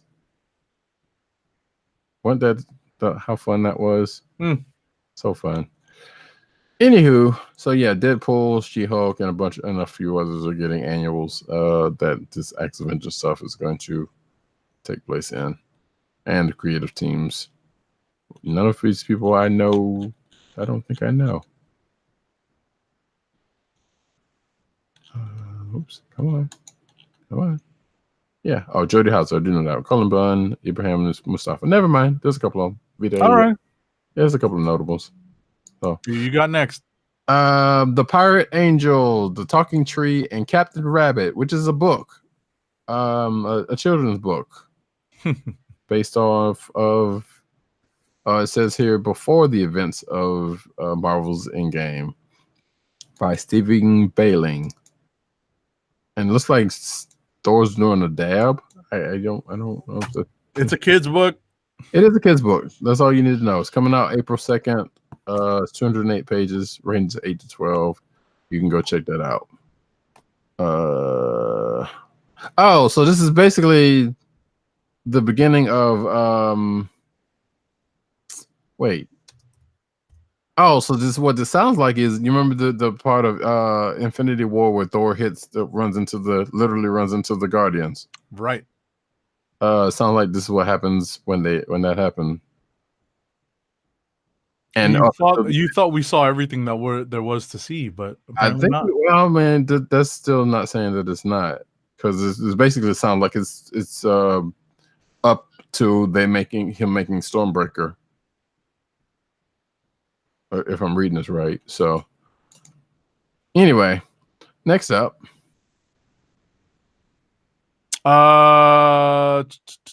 Legend of Korra, Ruins of the Empire, embraces political roots with the return of Kuvira. I have no idea what any of that meant. A new arc of Dark Horse's Legend of Korra graphic novels from series creator Michael Dante DiMartino and Brian Konietzko is on the horizon. One that returns Korra's big bad Kuvira to the story and offers her a shot at redemption. Yay. Kuvira's back? How did that happen? Oh no. And Korrasami, which didn't they go to another dimension? I think they did. So I guess they'll be coming back too. You got me. Spoiler alert for Legend of Korra, which I still haven't actually seen, but I do know that part. Anyway, that's the thing. That's a book. It's coming. Steranko boards. Why did I get this one? Steranko boards Airboy revival. Jim Steranko has shared a never before seen penciled Airboy cover, published as a variant to It's Alive upcoming Airboy number 51. So you can check that out when it comes out in October. I don't know why you're complaining about getting that one. I don't You know. wanted you wanted the Legends of Korra one. You know, All right. Next up, so we have some spillover. he does an Indiegogo campaign about this, so if you want that, you can go check that out. All Next, right. So there's some new spillover. oh yes, and this is actually starting to wrap it up because All it's right. important too. So the University of South Carolina has received received a 180,000 comic mass donation. That's a lot of comics, folks. If I don't find my books down there, I'm suing somebody. That is 18 times Agent_70's collection. 18 times my collection. So yeah, that's a lot of I saw this. My collection is nothing to sneeze at, but it's 18 times my collection. Yeah. It said according to this, it took 2 trips to Ohio, each with 2 26-foot long moving trucks to move the entire collection. Thanks, Gary Watson. I can go down there and see what the hell's going on. He's been collecting since 1958. Actually, I was trying to get a job down at that library, but and includes the first issue of Avengers by Stan Lee and Jack Kirby. Good on him. I want to see that with my grubby little hands. I don't want to know. Probably won't be for public use. Yeah, that's probably not going to be. Yeah. But that's cool though. Regardless, there's some of that stuff's got to be worth a mint. So, and it's at USC, the other USC, which I recognize the only people, like I think Sanford Green said it one time, the only people who know University of South Carolina as USC are people that live here. Right. So I was about to say that's not Southern California. What you talking about, Willis? So yes, and I recognize that fact, but it's still funny to me. Anyway, but that's cool though. I wanna go check that out. Or find out a little bit more about it, I should say. But last but not least, New Orleans Big Easy Con rescheduled for November, expands to 3 days. So it must be doing good if it's getting another day. Left Field Media is rescheduling New Orleans Big Easy Con and is expanding it by a day, citing fan response asking for the convention to expand. I kind of wonder about this sometimes. Like, yeah, the fans are so clamoring over it. They want another day. I'm like, you sure it's not the promoters just wanting to squeeze another day and some more money out of people? Yeah, pretty much. So, pretty much. Because you can do a lot in 2 days, but yes, 3 days. It depends on the con, right? What it is it depends on the con and what they're striving to do. You know, this is bigger cons can get a good bit out of 3 days. Well, listen, up until relatively recently, even New York Comic Con was a 3-day show. Right. But now they've legitimately expanded it to 4 days. And I have a 4-day ticket. I don't plan on using all 4 days fully because, listen, we all have other stuff to do on Thursday and Friday. But, you get the 4-day just so that you have the flexibility. And it was probably cheaper anyway. Right, a little bit. And ultimately, you look at the programming and they're trying to entice you into going on Thursday because they're gearing up for they gear up certain panels and certain things, certain events on Thursdays to make you want to go in. So yeah, and I guess I kind of get that for like the bigger cons, but it's still like well, I mean, Thursday is an iffy day for a lot of people. Well, I mean, ultimately, we're talking about a third day being a Friday for this con, correct? Well, yes, for New Orleans, right? But I mean, I'm saying for cons that already are expanded to like 4, but yes, right. Which is I mean, what are the cons that are expanded to 4 now? It's probably that's like San Diego, New York. New York, yeah. Well, and probably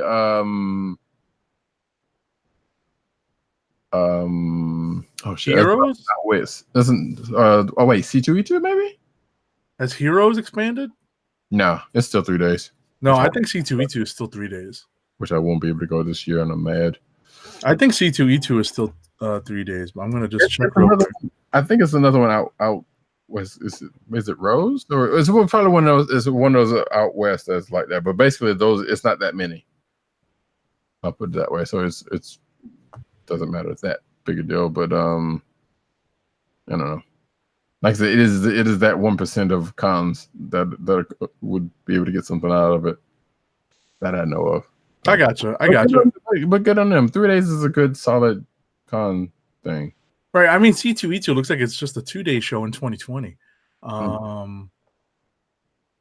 Wait. So yeah, I'm looking at the 2020. Not because apparently it's already passed. It was in April. Yeah, it was. So I don't know what it was in April, but in 2020 it looks like it's February 28th and March 1st. So that's 2 days. Wait, is it not a leap year next year? Oh, is it? Oh, maybe it's the 29th, or maybe it's a 3-day. I don't know. I would have to look. I'm not going to do that right now. Right. Well, in any event, this brings us to the end of our news segment. Before I get to our last ad read of the night, I wanted to mention that I'm going to be headed to East Coast Comic Con tomorrow at the Meadowlands Exposition Center, New Jersey. That's out by the football stadium. Oh, and ECCC? Yes. Not Epic Comics and not whatever the ECC Comics company was called. It's important to head out to one of these comic conventions that are on George Perez's list of conventions that he's going to make before he kind of calls it a wrap on his touring career. Sure. He's still gonna do. Was it Heroes is in Atlanta, right? Or Dragon Con's in Atlanta? Oh, Dragon Con's in Atlanta. Yeah. Right. Heroes So in Charlotte. he's still gonna do Dragon Con, and he's gonna do a Fetish Con that's in Florida. These are like cons that are Nice. that are important to him. I guess he's got connections there. So John? yeah. Go ahead, George. Anyway, So in any event, those are the two cons. Like so bottom line is, unless you're traveling down to George himself, he lives in Florida. Unless you're traveling down to the southern part of the United States, you're not going to see him at a con again in the future. So East Coast is on his list. I'm sorry? I didn't know he did Dragon Con. So East Coast is on his list, and I'm going to be headed there tomorrow. There's a bunch of pretty cool guests for this kind of. It's definitely a mid-sized con. I see that unfortunately Marv Wolfman was unable to attend, so I don't have to bring something with me tomorrow. That sucks. Because they were going to have a Titans reunion, but I think they're still going to have an Infinity Gauntlet reunion. Because they have Starlin, they have Perez, they have Ron Lim at this show. So you're gonna be able to get your copies of Infinity Gauntlet signed by lots of the creators. So I'm gonna have some stuff for George Perez to sign. I've got a lot of stuff signed by him, but I'm gonna get like the really important stuff and even the heavy stuff. Like I've got like some art of George Perez, like hardcovers, and my JLA Avengers hardcover. I'm gonna bring, and just because I can drive out to this particular con and they have free parking that's in lots accessible to the convention center. It's one of those types of cons. It's not like Javits, so you can kind of go back and forth from your car to the con floor, and if you've got heavy stuff, you can actually get rid of it right away, and not have to haul it around all day, or pay to have it watched over in like the bag check. But Andrew Aiden is going to be there. He's Congressman John Lewis's staffer. He's the one that co-wrote March, so he's going to be there. The artist Simon Bisley is going to be there. Brett Breeding, Howard Chaykin, Matthew Clark, Dan Fraga, Franco, Keith Giffen. I'm gonna have some stuff for Keith Giffen to sign. Michael Golden's gonna be there. Larry Hama, Scott Hanna. Let's see. George Perez, obviously I mentioned.